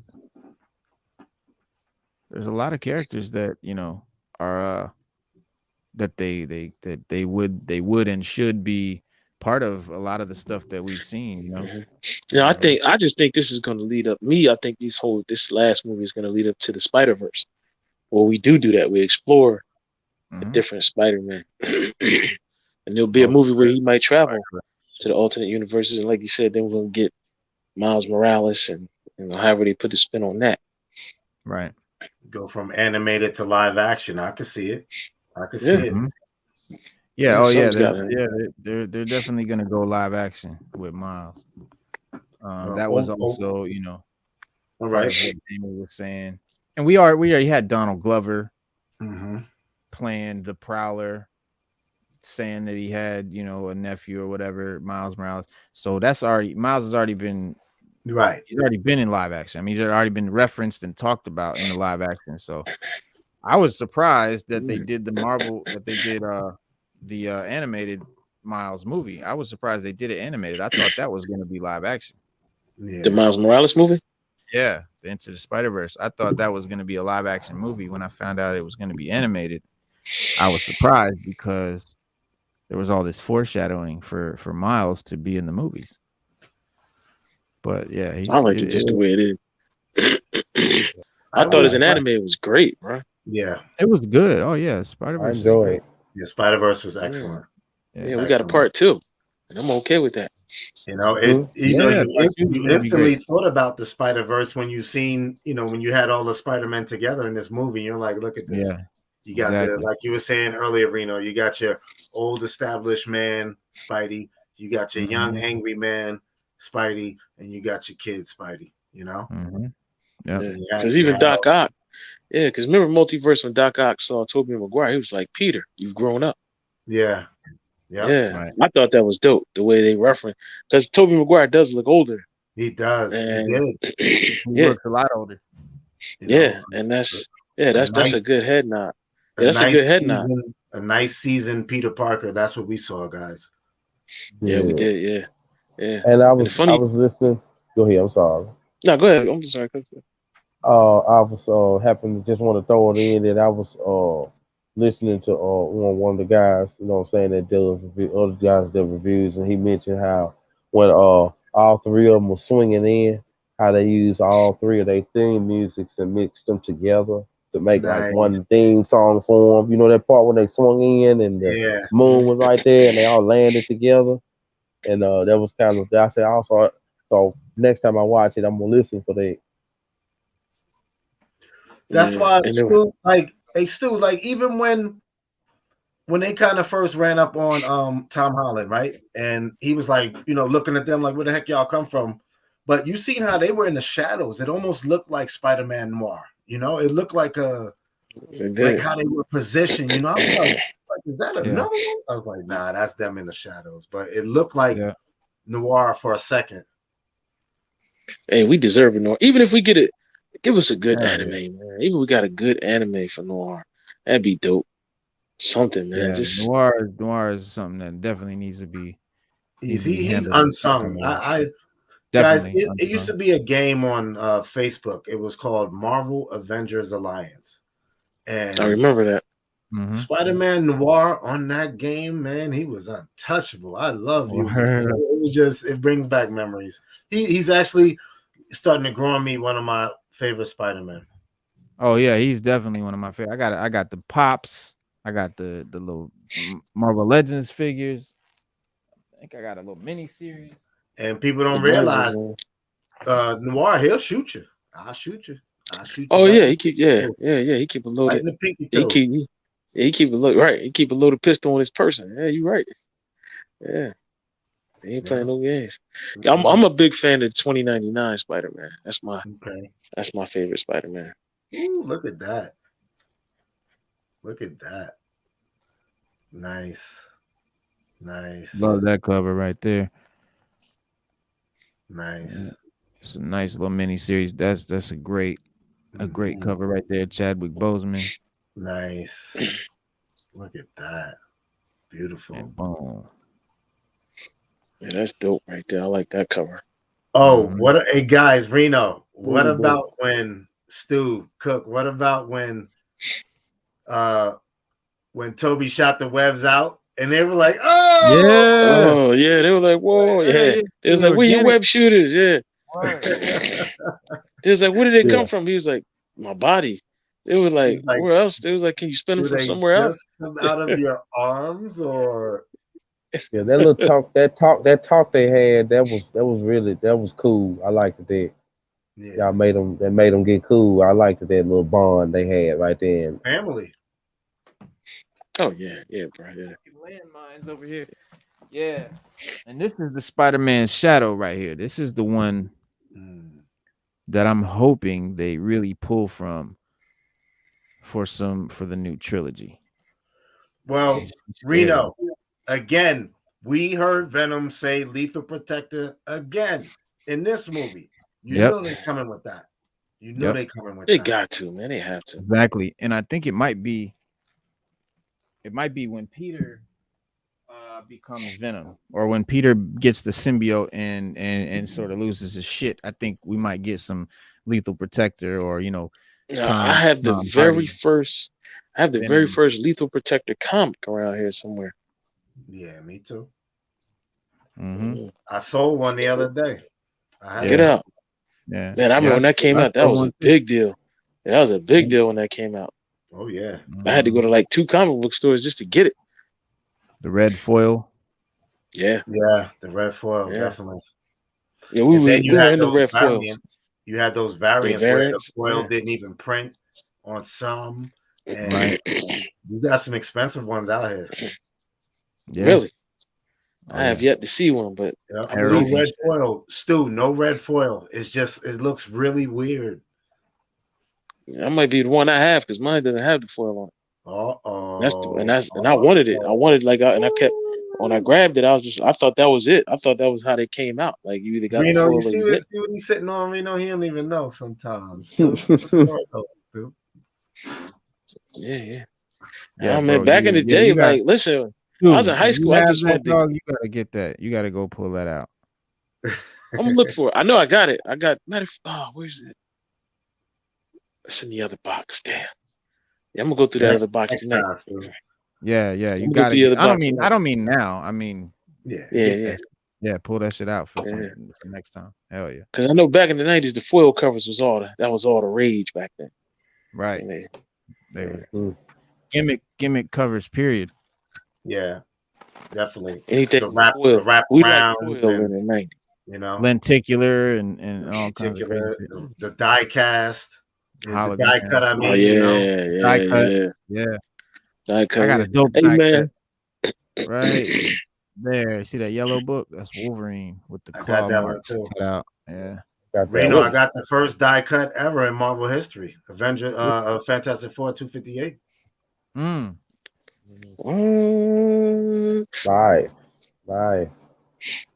Yeah, that's like, I mean, look, even some of the 2099 covers had the foil.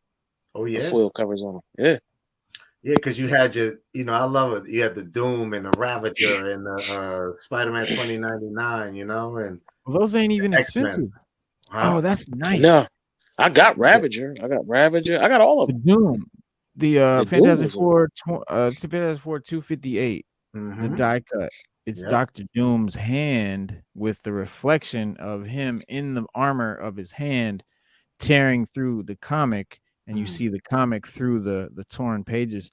But you can pick one up for like $8, $9, $10. No, I think it's another one. It's another one that we're talking about. It's the first appearance of the Super Skrull, and when the first appearance of when the Human Torch's wife became Lyja. When he found out that the wife was Lyja, the Skrull. You wouldn't happen to have that comic, would you? Yes, I do. Yeah. Let's see what that is real quick. Let's see what we got, guys. Somewhere around here. Oh, Reno, he's digging into the archives. Digging into the multiverse. He's going into the multiverse. Right. Why he go in there? I'm gonna show y'all this right here. What you got? What you got, bro? Came from my boy, one of our boys. It been ones. He got the dope cards with it. Oh, I have never seen those, man. Where did y'all get those? Man, Came damn. together. You know what I mean? Oh, it's not 258. Is that a Marvelous comic? That's book dope. right here?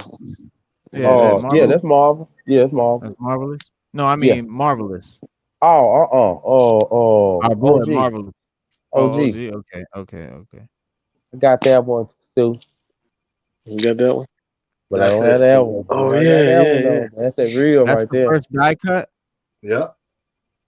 That's the first die cut ever. That's awesome. So what's the die cut? The 4? It pops out, and the whole thing opens up, and you're gonna have a different cover inside with the 4. So this is now. I won one of those in an auction from Wade's Comics. Great. I never knew it was the first die cut. Yep, first appearance of the Super Scroll, first appearance of Elijah, the female scroll. So, but that's crazy because the 258 looks like a die cut. Does it? Let me show you this. Nice. See, yeah, it's drawn like it. It looks like a scratch through. Yeah, I know. What you're saying. Like he's clawing through it with the. But I need this book now. I didn't even notice. I'm glad you said that because that's a Doom cover right there. I love Doom covers. I love Dr. Doom covers. So yeah, that's going in. And I learned that info just right now. Cataloging books on Key Collector. When I got to that book and then all this info popped up, I'm like, whoa. I use Key Collector. I love Key Collector, man. I use that all the time, man. Me too. Yeah. Absolutely. That's actually how I got my That's actually how I got my Miles Morales number 23. The Jordan cover. Yep. On Key Collector. Yeah, Key Collector is very valuable. Good resource out there for everybody, guys. Key Collector. Definitely. Key Collector. Oh yeah, keycollector.com is a great place to find out what comics have key shit that happens in them. It's not the best site for pricing a book though. Their prices are way the fuck off. Way off. Like they'll have a book and say it's $6 and that shit'll be all over eBay for $60, or $80 or something. But that's what I usually do. I'll do Key Collector and you can do a little eBay sold and you kind of compare them both. Yeah. But see, Key Collector doesn't waste your time. You put in a book, it's going to tell you exactly the books that's important. That's it. Yeah. And they tell you eBay price. Yeah, you got the eBay price. Every comic got a Fantastic Four that has a key thing happening in it. Yeah. So what's next? What's next? The next MCU movie, guys. What do you think we're getting? What's next on the calendar? That's Multiverse. It should be Multiverse. Multiverse Madness, I believe, is the one that is next. We got Multiverse and Madness. We got a couple TV shows. Yeah, we got Hawkeye. We got a Han and Chewie show coming out. Han and Chewie show. A Han and Chewie show. Armor Wars. Armor Wars. Yep. Now the Han and Chewie, do you think we're gonna get a little Boba Fett in there too? Because he's always on Han's butt. Yeah, I hope so, man. You know what? It would make sense. I was talking to a bunch of guys the other day. We were at work, and we were saying how much that instead of Disney making, the Force Awakens and all those other 3 movies, they should have did Rogue One. They should have did Solo. Yeah. But instead of doing those other 3 movies, they should have did movies that fill in the blanks in between Star Wars and Empire and Return, and then Return and The Mandalorian. Right. Because we were like, look, we didn't need those stories, for the First Order and all. Like, we didn't need that. That was because there's a lot of questions that have to be answered in between those, 4, 5, and 6. Right. I mean, like they talk about they're getting chased. Han talks about them getting chased by bounty hunters and Boba Fett, things like that. Prince Zizor, that's canon. That happened. But Kathleen Kennedy and all her Karen Kennedy wise. Karen Kennedy. That's all her wise I call her Karen Kennedy. Yeah, she omitted all of that. I mean, it would have been dope to have that, because we could have saw Luke finish his training, things like that, and how they hunted down Han Solo. That'd have been dope. Like, how they found him. Like, just to see fucking Luke become Yeah. the greatest Jedi in the galaxy. Luke's like one of the most powerful beings in the galaxy in the books, like in the novels, in the legend stuff, in the comics. Because I read all that. Like, I go in deep in Star Wars. Like, I'm way beyond the movies. And the worst mistake Kathleen Kennedy and Lucasfilm made was they said that all the books are not canon. Yes. Which is because they wanted to make this new woke High Republic Star Wars fucking bullshit that they did. Like, they wanted to turn Luke into a hermit, like a crazy little hermit drinking blue walrus titty milk, acting a fool, right? Take away his whole masculinity, take away the whole. He drinking that milk of the puppy, Reno. Word. And it's horrible what they did to Luke, but they did that, by making those books canon, because at that time that those movies take place, Luke's supposed to be fucking like make Yoda be like, damn, okay, Luke is beyond. Remember when he came and got Grogu, how powerful he was. That's the Luke. That's the fucking Luke, and that's why people fucking praise the Filoni verse, that he made, because he's such a fan, and he's so into the lore, and he reads the books, and he knows the and he knows the real shit. He knows what it is, man. It's a crime what they did to Luke. Yes, it is. Shout out Big Country. It is, bro. Yeah, Book of Boba Fett, can't wait, because Filoni knows his shit. He's the one that made Dave Filoni is the guy that gave us Clone Wars, the animated show. He gave us Clone Wars. He gave us all of that. That was great. That was real. Oh man. And he sat with George Lucas, like he sits with George Lucas. Reno, like we said, we gotta have people who love it. We can't have people that's non, appreciative fans writing Star Wars, or you. Like we were saying, it's like having someone build a car who don't know how to build a car. The writers who are not have zero interest in the series or any stories should not be writing. Yeah, right. Like it's like saying, okay, I want to hire you to be a race car driver, but you don't like cars. It's like, exactly. And they literally did that. They literally did this. They got this new show, The Acolyte, coming out. That's one of the shows that's coming down the pipe, and they said that we purposely hired writers that were not into Star Wars, that weren't fans of Star Wars at all. Stu, does that make sense to you, Stu? Like, no. Why? I just want to know why. Like, why would you do that?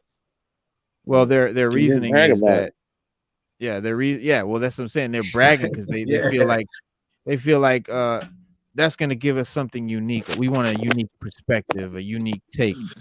What it is they want to hire a bunch of kids, woke SJW kids.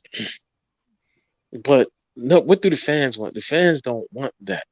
That's like, all right, look, let's say you go to get a tire put on your car, and you say, okay, I want this tire, and the guy selling you tire says, no, I'm gonna give you this one. This is the one. But you're spending the money. Like, if I'm spending my money, why do I have to watch what you want me to see? Exactly. Like hook it up for the fans. Big Country, I agree. Big Country couldn't have said it better. And back away. Couldn't have said it better. They've proven themselves with the success of The Mandalorian, the hype behind the Book of Boba Fett. They've proven that they are going to give us what the fans want. Whatever Kathleen Kennedy and them are giving us, J.J. Abrams, why don't they just see that fans don't like it? But the thing is, and I think they know that fans don't like it because they don't want, and that's why they don't want to use Star Wars fans to write it. They don't want to make this stuff for the fans. They want to make it for what they, new fans. They're trying to create new fans and bring the masses into Star Wars because they're like, well, we paid, George Lucas all this money for this thing. We're going to milk it. We're not going to just feed these little, fanboys that, this little pocket of people that are Star Wars nerds. We want to give this to, we want the masses to pay for this. See, they don't understand. They don't understand, Reno. It's the older Star Wars that keeps spreading this from generation to generation, Right. And Star Wars is learned in-house. We don't need new stuff to get new fans. The new fans come, they're born. Right. They're born into the family of the Star Wars. Mm-hmm. Exactly. Yeah. It's not necessary. It's not necessary, but they don't, I just hope that they recognize that The Mandalorian was not just popular with fans. It's popular with everybody. People that don't even fuck with Star Wars love The Mandalorian. Yep. I got a lot of homies that don't fuck with Star Wars, but they fuck with Mando. And this Baby Yoda, right. They are marketing this Baby Yoda like it's insane. It's insane. Bro, it's a gold mine. It is. Grogu is a gold mine, and then bringing Luke. It's like the Elmo craze. Remember Reno? The Tickle Me Elmo, Stu? Oh, man, I remember that. I got kids, man. Yeah. Tickle Me Elmo. You had to fight to get a Tickle Me Elmo around Christmas time. Yeah. If you didn't know Kung Fu, you couldn't get a Tickle Me Elmo at Christmas time. Remember Cabbage Patch Kids? I'll take you way back. Oh yeah, it was big too. That shit was nuts. And it reminds me of Jingle All the Way. Remember? Yeah. Funny, man. Rocket Man. Yeah. And I take y'all even further than that. Y'all remember them little those different colors, Teletubbies or something like that. Where everything was like a different. How crazy everybody went about those, you know what I mean? Oh yeah, Teletubbies, the Garbage Pail, all of that stuff, Yeah, I love Garbage Pail. But Grogu is it's an Garbage iconic. Pail was my shit. Bro, I love Garbage Pail, dog. He might got a couple of them left over. I wish I had some Garbage Pail. Pull out, bro. These are from the fucking 1986. These are the original series right here. Wow. Yeah. I used to have stacks of those joints. Me too. I used to have so many. Shoebox, Stu. We used to have shoe boxes of them. Yeah, full of those. Yeah, we did too. Oh man, we used to collect them, trade them. Remember the movie? Remember the movie? Yeah, the Garbage Pail Kids movie. Yeah. Mm-hmm. Yeah, the movie was crazy, bro.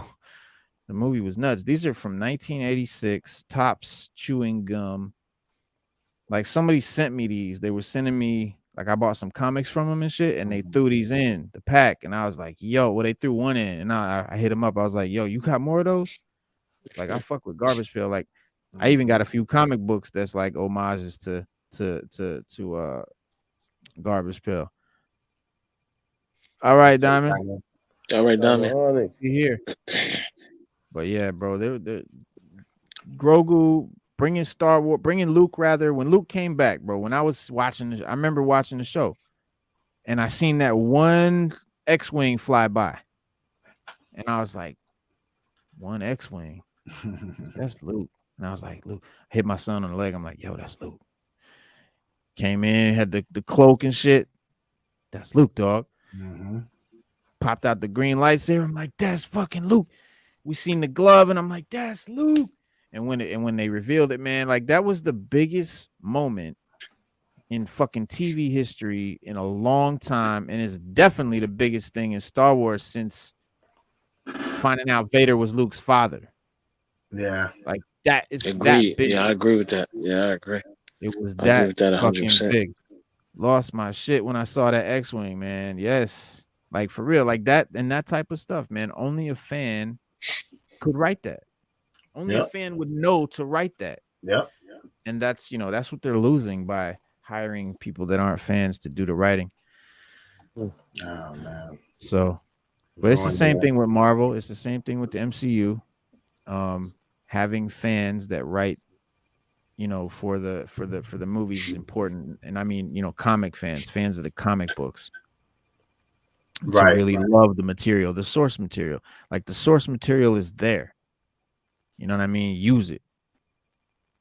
Yeah, there are thousands of stories in the MCU written in these comic books, from silver to golden to there are so many stories they can tell from the 60s. Right.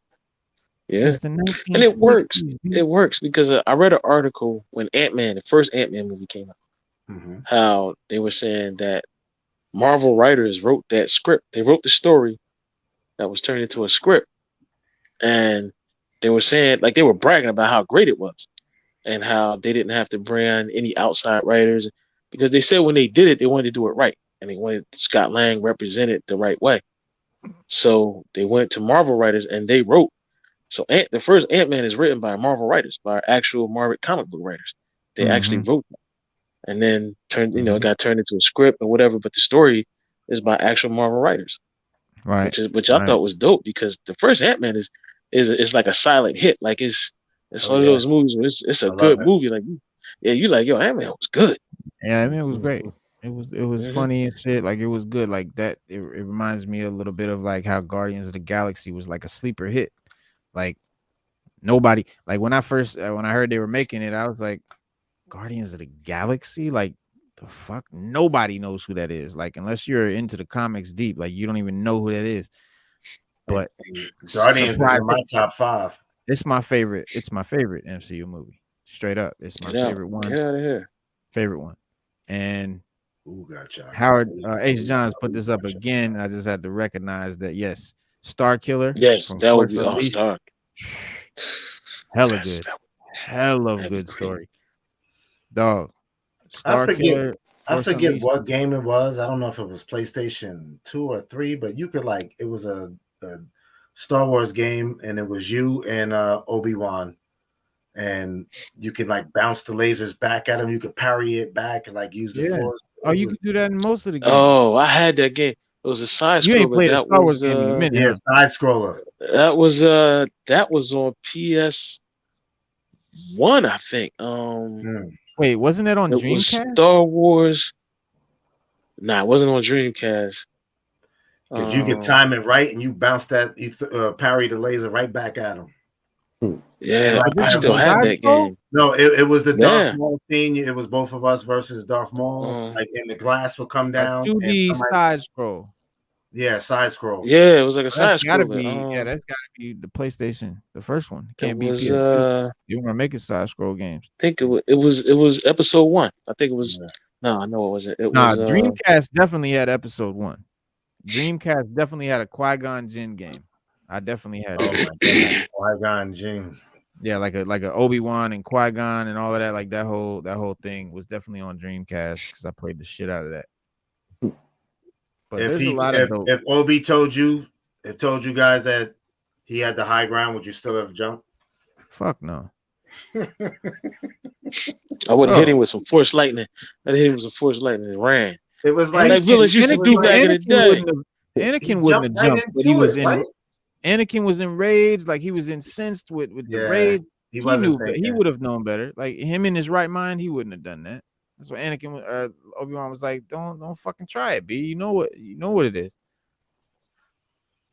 Cut all this shit off. Listen, I would have did like villains back in the day. I threw some dirt in his eye and ran. Yeah, lived to fight another day. You know? Shout out Spidey. I'm gonna put some dirt in your eye. Yeah, just lived to fight. It was Jedi power battles. Yeah, Jedi power battles. Yeah. Because you could play as you could also play as Plo Koon. Yeah. Going back to the movie, Sandman, he couldn't keep himself together, right? It was really hard. Yeah. Well, remember at the end of the movie, he just floated away. Yeah. And they said that he was gonna he was going to degrade after a while. Yeah. Keeping himself because remember his atoms got reconstructed. Yeah. He got reconstructed on a molecular level. He really he couldn't get himself together. Like when he sat on the couch, he just it was sand falling off him and shit. Everywhere, yeah. Yeah. And they were writing Jamie Foxx like Killmonger. I already seen what was gonna happen. I'm like, look at this guy, man. He couldn't help it. Look, I'm gonna tell you what it was. Remember Electro from Amazing Spider-Man? He was he had the comb over, right? He had the gap tooth. He was nerdy and shit. Yeah. But you see him in this one, he got the fade. You know what I mean? All his hair, teeth good. Lizard even said that. He was a more right. Yeah, he said that. Yeah, right, because he was like, when somebody has no confidence their whole life, and then all of a sudden they have a glow up, and they the man now, they become assholes because they don't know how to handle all that. You know, they never had it before. They always want, and that's what was happening, man. He was like overcome with his ego, and that's why he was doing dumb shit, because he was like, he never had that. And I like the way when he would use his electricity, it looked like the original Electro with the star face. Yeah, it would be an aura. Yeah, I thought that was dope. Yes. That shit was hella. It flashed on and off of him a lot of times. A few times. A few times. I was hella happy they did that, because that's one of the like we always talk about on this show, like with Punisher and everybody, like the cinematic universe costumes being so different from the comic costumes, and it's dope to see speaking of which, Tom Holland makes the comic book accurate costume at the end. Remember? Yes. So at the end of the movie, he goes with this, they show a sewing machine, like he made it with a sewing machine and some cloth. They showed it, and he made it, and it's the exact, design of the original suit. And I can't wait to really see it, in the movie, man. Like, I wonder if he got some quick sewing tips from the other two, like behind that we didn't see, like, did they show him how to sew real quick? I don't know, because I know Andrew made his suit. Yeah, because in the original game, the original movie or comic, he sewed it. Spider-Man made his own costume. Yeah, he made his own. Sewed that joint together. Yeah. So, but yeah, I'm happy to see that OG costume. But yeah, anytime they put the original costume, is dope. But I always wanted to see that original Electro. Like, the Electro we got is from the Ultimate Universe. So if everybody's familiar with that blue Jamie Foxx Electro was not made up for that movie. I know a lot of people thought that. They were like, "What is this?" That's straight out of the comics. There's actual universe where that's how Electro looks. But yeah, it was dope, man, to see the star pattern on his face thing, man. I always wanted to see that, but it was always like, how could they do that, without it looking stupid? Well, it was basically just the energy. The energy created like a mass. Electricity made it. Yeah, that was dope. That was a dope way to do it. He was in a zone. He was really powerful to the point where if Sandman wasn't there in the beginning, Spidey couldn't have did nothing with that. He barely noticed Spider-Man. He barely noticed him when he shot. He looked down like a god. Like, what? Word. Yeah, he was. That's exactly right. He was like a god, floating around, just all that power, and just that's why his ego. That's why he couldn't. That's why he was really the only He was the only villain that didn't like have any redeeming. Right. Yeah, like he wasn't trying to be good at all. But they you got to remember, in the comics, Electro is actually that's one of Spider-Man's most deadly foes. He's one of he's one of the deadly foes of Spider-Man. Oh yeah, him, Rhino. Rhino's another one.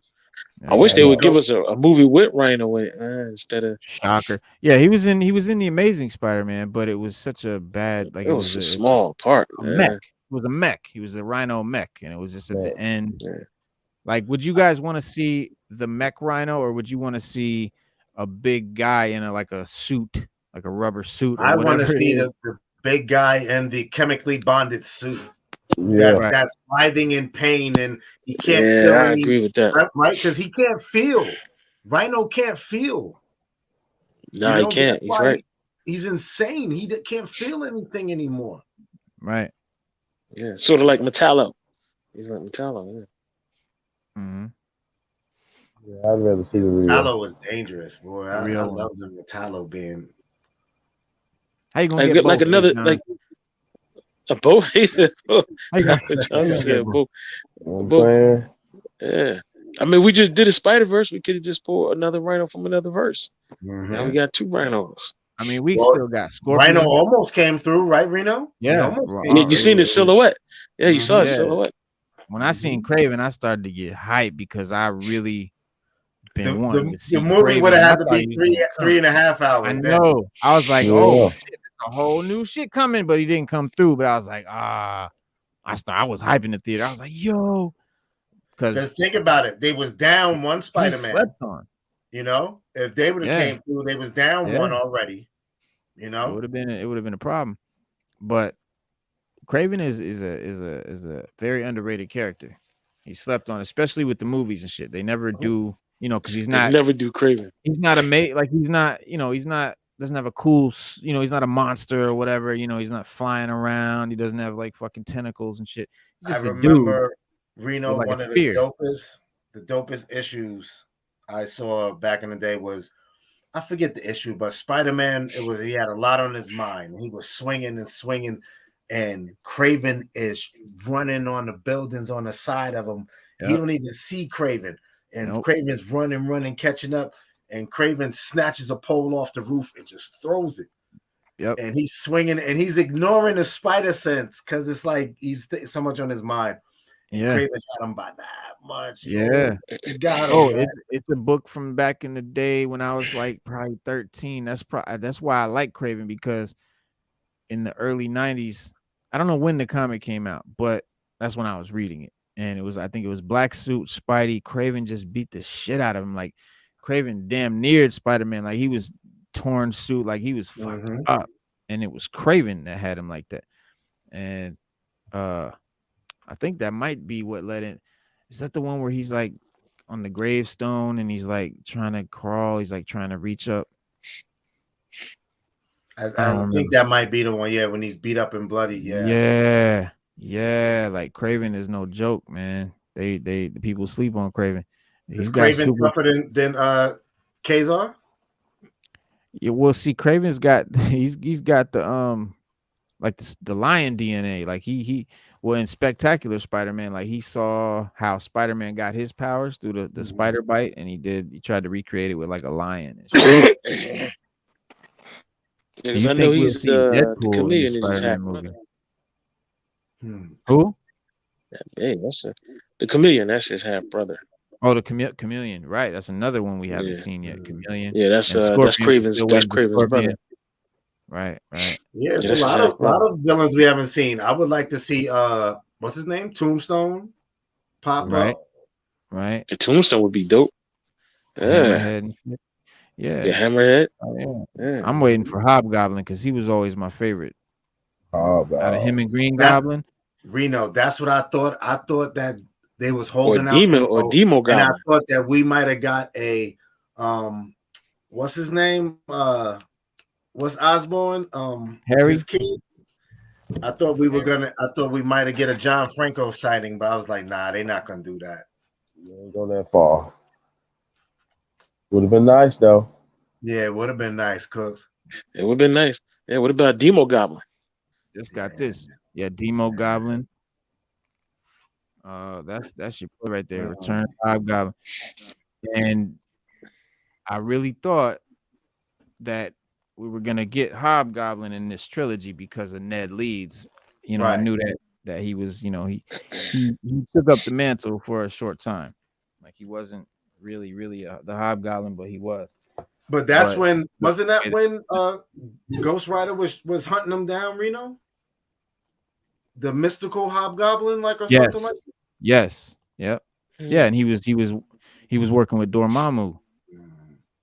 Okay. And doing magic and shit. Yeah. Yep.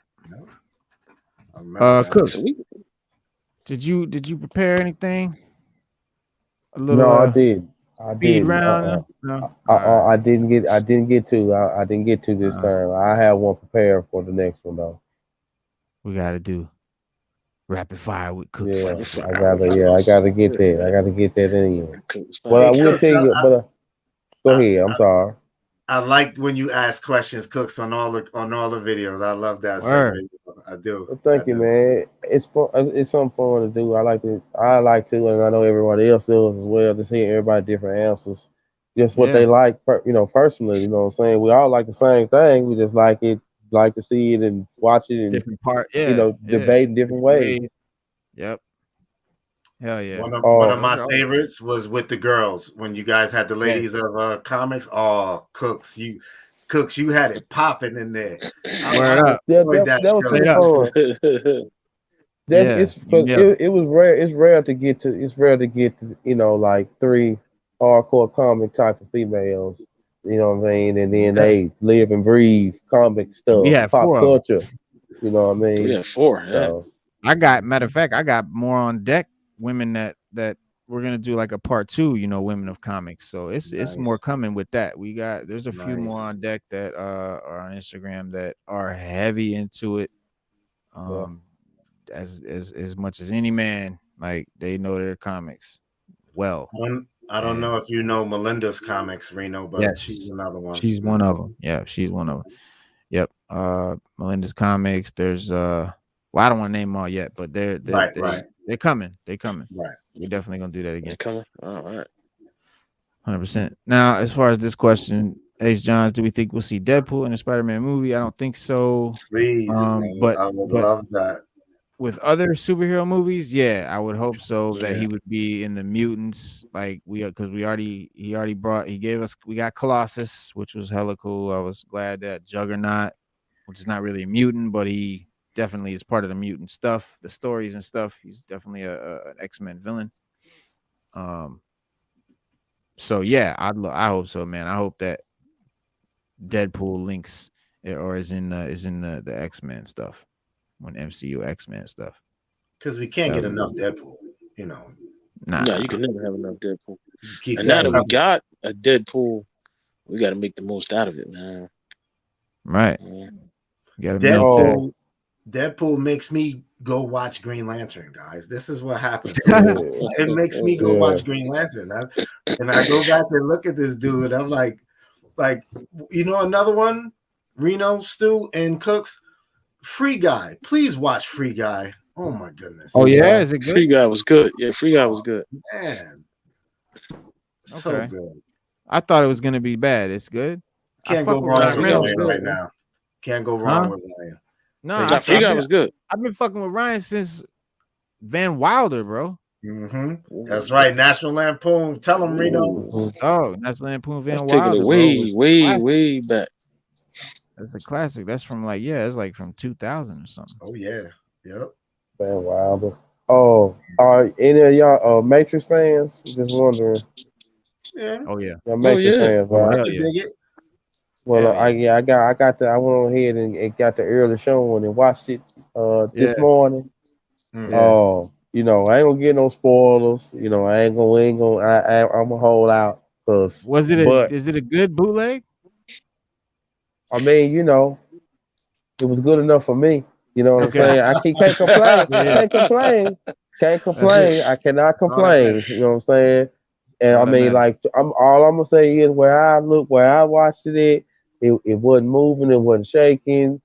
I got to watch it. You know what I mean? And the reason why I want to say is because, even though you get to see whatever previews you see or whatever, you know what I mean? Like, but trust, I believe that by the time you make it to the end of the movie, it's gonna take you. It's gonna take you somewhere you ain't go. Like you're gonna be like, wow, like that's. You're gonna be like, that's what they did. Like that's what they did. It's gonna be one. It might be a good. That's what they did, or it might be a bad. That's what they did. But you're gonna say, that's what they did. That's what they did. I'm gonna leave it like that. Dog. Yes, I might have to watch that tonight. Yeah. Hey, Cooks, I got one. Yeah, I'm waiting for that. Yes, sir. Yes, sir. No Fishburne, huh? Nah. He said they never asked him. Okay. I can't even do it. There's a reason why. There's a good reason why. But let me say this. You might not get the actor, but you get Fishburne though. Like you get Fishburne. Like you get enough of Fishburne to show you why he just ain't in the movie. Put like that. I do know in the online video game, which is canon, right, for that whole universe, Morpheus dies because he goes back into the Matrix to save Reno. So he knew Reno was alive or something. Like that. I mean, everything. I keep saying it. Neo. Yeah. But we did it. We did a Matrix. We did a Matrix John. We did a Matrix. Yeah, we did. Yeah. Reno, you the one, Reno. Yeah, Reno is the one. But he went back to get Neo. We did it. You and ain't he see that? winds up. Yeah, he winds up dying. I think he went to get his body or something. I know if you look up the Matrix, it was an online MMO video game. Yes. That story is actually canon. Everything that happened after the third movie. So and you know what? I want to say that that's a perfect coincidence, like right there for because video game is one of the main the movie plots of the movie. Yeah, Really. Video game. It's a video game. It is a major plot in the movie. It took me by surprise. I was like, "Whoa!" You know what I'm saying? Without telling you too much, but yeah, you know, like there's a lot of. Go ahead. From what I understand, that the reason Lawrence Fishburne isn't in the movie is because it's not the same Morpheus, and it's not. Yeah, so that's not like they replaced the. See, if I would have thought that they just replaced the actor with the same and made the same character with a different actor, I'd have been like, nah, hell no. Right. Fucking Fishburne. Because remember when the Oracle died, the lady that played the Oracle died in real life. Right. And then they kept saying that she just said, I just changed my form every now and then. I just changed what I look like. Right. She's a program. I'm still the same Oracle. Right. She said, I'm a program. Right. But so is Morpheus a program? Right. Is this new Morpheus? I think he's a program or he's something to do with the machines. Like this is their Morpheus. It's not the Morpheus. I got it. Right. But again, I haven't seen it. That's just theories that I've heard. Yeah, I know Cook's you're gonna hey, I'm gonna tell you. Okay, I'm gonna tell you something that's gonna really make you want to watch it. Remember the conversation that they had at the end of the very last one, Oracle and the architect. Right. Yeah. You're gonna get right. We said this has happened before. It's gonna happen again. So you're gonna get that conversation like what goes on, like you're gonna get the jail of that conversation. Yeah, like you're gonna get, you know what I'm saying, you're gonna get like when you hear how it broke down between the two that's conversating, then you're gonna be like, oh man, okay, this and that, okay, boom, like wow, you know what I mean? So it's gonna connect all the dots, huh, Cook? Yeah, it's gonna connect all the dots, but then it's gonna take you, it's gonna take you somewhere where you probably wasn't ready for though. It's gonna take you somewhere you weren't ready for. You know what I mean? I know if you pay attention to that conversation in the second Matrix movie that he has with the architect, that explains a lot. Like that. But a lot of people just, I don't think a lot of people got into that banter. And as much as I watched the Matrix, that's one part. I just paid attention to it one day and I just kept rewinding. I was like, yo, I started listening to what he was saying. He was like, it's the 5th iteration of the Matrix. Like we did this before. Like this ain't what just like something that just happened. Right. Like there's always gonna be a one. We're always gonna attack Zion. We make a deal with the humans that are awoke, and then we start all over again. And we just try to make the Matrix. Somebody reboots the program and it does the same thing again. Yeah, right, because he said he just writes another program. Because remember, he said the first Matrix was too perfect, and everybody rejected it. He said it was picture perfect. There was no death, no crime, no nothing. And he said it wasn't real. So then he said, because basically when you think about it, the robots are trying to say, well, look, we want to put you in it, but we want to give you a world that's so believable that you can't reject it. That people are going to want to come live in it. And that's why they keep recreating it. According to the architect, that's why they keep coming back and recreating it and recreating it and recreating it. And then you had the Merrill Benjamin. Remember how he said the humans rejected the first Matrix because it was too perfect. It was perfect. We didn't like it. We didn't like that there was no. Let me throw this at y'all. I'm gonna ask y'all this question, right? But I ain't gonna answer. I'm just gonna ask this question because I know the answer. I just want y'all to think about it. Remember when Neo gave himself to the Machine City? Remember? Right. Yes. And then you remember, my opinion, he wasn't never dead because I thought he wasn't dead either. You know what I'm saying? Because he could still, the vision was still what he was looking at as he was going. They had him like Jesus. What do you think happened to his body as it was taken away? Like, what do you think happened to that body? I think they plugged him back up. I think the machines plugged him back up. That's what I I really do. thought I too. think they thought took they him and put him plugged him back back in the up. Matrix. Yeah, they put him back into Yeah. the Matrix. And shout out to Mango 1979 1, who just popped in and said, salute. Spider-Man movie was quite good. 3 out of 5 stars. We've been talking 2 hours of Spider-Man. We done kind of moved over, segued into the Matrix, but looked like you got Morpheus as your profile pic, so I had to shot that out. Looked like you was Morpheus for a minute, but yeah, in Batman. Yeah, what was your favorite part? What was your favorite part of the movie, Mango? Let us know. Yeah, let us know your favorite part of Spider-Man. But yeah, I mean the art, because then you got the Oracle. Remember the Mayor of Vengeance said the Oracle, her role isn't what she say it is. Like, but he never says what her role really is or why she's really helping the humans. But he said that. Remember, he said, "Don't believe everything the Oracle tells you." She has her own agenda that she's trying to fill right inside the Matrix. Yeah, because she's an independent program. It's a lot of programs in the Matrix with their own agendas. Right. Oh yeah, Merovingian. Remember the Keymaker. The Keymaker. Well, he died. Keymaker died. Yeah, and then remember the family that was in the subway, the Indian family, and he had his daughter was was a program and shit. Yeah, let me throw that in. You're gonna see old characters. You're gonna see old characters also. Right. You're gonna see. So I grown up. Now that's one. That little girl I will give. Yeah, the girl. That little girl. She grows up. Yeah. Yeah. See her she plays a major role. Now I do know for a fact that the girl that was running on the walls and jumping across the thing with Neo, she was in the video game. Her character was in the video game, the MMO. Come about Trinity? Not Trinity, the other girl that had the brown jacket, the little jacket. Remember, she jumped off the roof. The little chick. Yeah, I don't know what her name is yet, but I know she was. Yeah, I know she was in the MMO. Her character was in the MMO. Well, with Neo and Trinity, I just hope love never dies, man. You know, it's like right. How can I say it? If I take it from Friends, that's her lobster. You know what I mean? That's Neo and Trinity.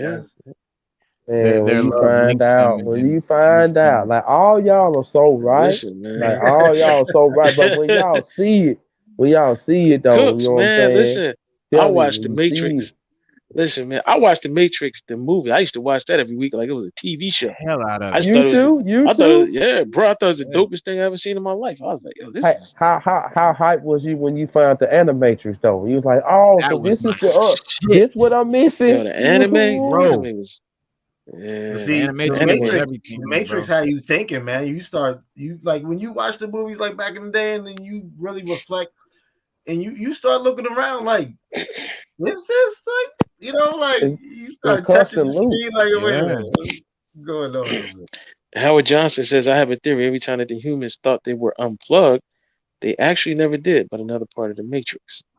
So while everyone thinks they're in the real world, like in those sewers and Zion and all of that, that's just another Matrix for you. Red pill, blue pill, you still in the Matrix. Yeah, it's an interesting theory, and I've heard something like that too. But yeah, Matrix is so good, man, because it's just so complex and deep. Like I remember when when the movie came out, the first one, nobody knew what the fuck it was. They were like, what did we just watch? Like, I didn't. I definitely. Yeah, I didn't. I just went and saw it. I was like, yo. And I remember people came out with a lot of questions. Yeah, figuring it out and breaking it down. And when I realized what it was, dog, I was like, genius. This is genius. It is. Yeah. We need to get the chick on here that originally wrote the Matrix. Speaking of it being genius, let's give credit to the woman, the black woman that actually wrote the book, that actually wrote the Matrix. And Terminator. Did she write Terminator too? Yeah, she wrote Terminator too. Terminator too. Yes. I hope they took care of her for those things, man. Yeah, bro. She won whatever she was trying to win in the lawsuit, but her name is Sophia Stewart.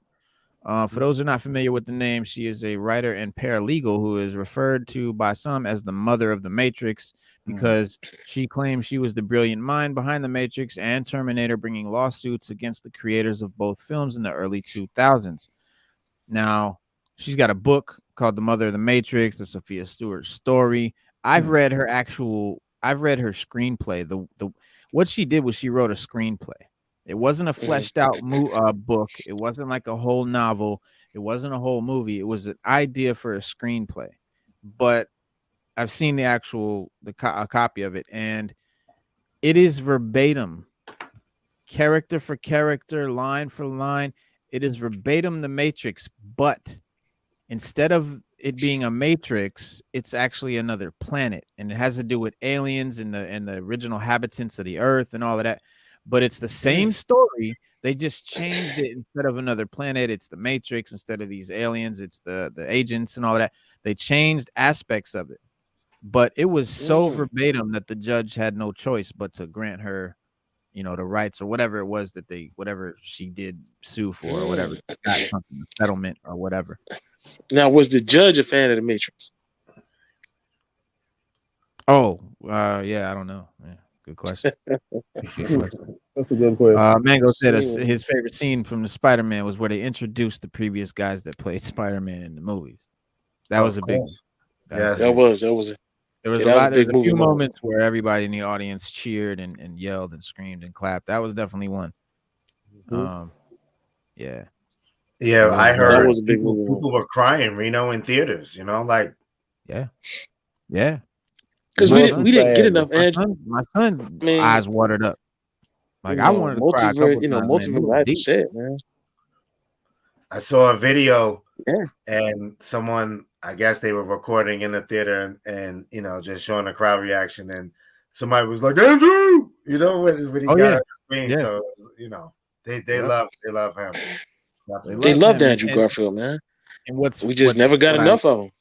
Yeah, and well, he never got the right props, man. Like, before this movie, the consensus online was that Toby is the best, and Andrew was like, he wasn't accurate to the comics, which is bullshit. He's exactly accurate to the comics. He's more accurate than Toby was, and because that was actually based off the Ultimate Universe, his version, wasn't it? Yeah, it was parts of Ultimate and parts of it was, but it was mostly drawn from Ultimate, especially the way that Electro and the Lizard both look, because the Lizard has a long snout, looks almost like an alligator in the original, his original design, but I guess in the Ultimate he's got the flat face. But yeah, it's, you know, he was definitely my favorite, Peter Parker, but yeah, he didn't get the props until this movie. Now people see. Now people are like, oh, like they forgot about the movies, or they just brushed them off. They did, and they watched them because they were coming off the Sam Raimi, the Tobey Maguire Spider-Mans, and then these came out and people were sideways about it. They were salty. They just watched it and gave their, oh, it's not good or whatever, and it moved on. But now those people are going back and rewatching those movies. Yep. Like, I'm seeing videos where people are like, yo, I rewatched it, like, what the fuck was I thinking type shit. Like, dude, to the point that they're talking about making him his own new, or either finishing that trilogy or giving him his own new trilogy, but definitely bringing him back. Man, look, give us a Disney series or something. Give us something, bro. Something. Well, that'd be dope. They say that sales for the previous Spider-Mans and everything was up like 30-40% just off the weekend alone. Yes, the older movies, all of that. It makes you want to go back, nostalgic, and watch those old movies again. Yeah, it brought all that back. And this movie, it's breaking records already. Like, already, it's breaking records, box office records. And I mean, it's a little bit of a cheat code because they, you know, bringing in those old characters is like, that's kind of what, but it was still a great movie even without that. Like, it was still very well done. And I really love where they brought Tom Holland, because Tom Holland's Spider-Man was not my favorite. Like, he was green, you know, he was like real young, real naive, kind of happy-go-lucky, little pop bubblegummy. Like, it wasn't that serious. Like, whereas Amazing Spider-Man, Andrew Garfield was dark. Like, it was deep. Like, it was serious and dramatic. And even the Sam Raimis, as corny as they were, they had some real dark, you know, because Sam Raimi is like not typically that kind of movie. Like, he does like horror movies and shit. Yeah. And he was trying to lean towards more like maybe like a Batman. Tim Burton. Tim Burton is the name I'm trying to think of. Yeah, like a Tim Burton style, because he used Danny Elfman to do the score. And every time you hear Danny Elfman music, you know it because his sound has got that. He got a sound where he did that. One of the best sound guys there is. Yeah, best score. That's true. Period. I mean, yeah, from Batman to the Sam Raimi's to Edward Scissorhands, like all the Tim Burton shit. Frighteners. Yeah. Elfman is dope. Definitely. Oh yeah. What we got, y'all. So all right, y'all, man. It has been 2 hours and 15 minutes. I think we did the damn thing. This was a great talk. I'm glad we got into everything. Everybody got their opinions out. Is anything else anybody want to say before we call it a show? Can't wait to see Batman and The Matrix and Kingsman. I can't wait to see Flash. Yes. I can't wait to see this Hawkeye finale. We're getting ready to see. Yes. What else? I can't wait to see. Is there anything else? Yeah, that's all I can I think can't wait of. to get reinserted into the Matrix. Book of Boba Fett. Yeah. I definitely want to hear. I definitely would like to talk with y'all 3 right here. Us 4 again.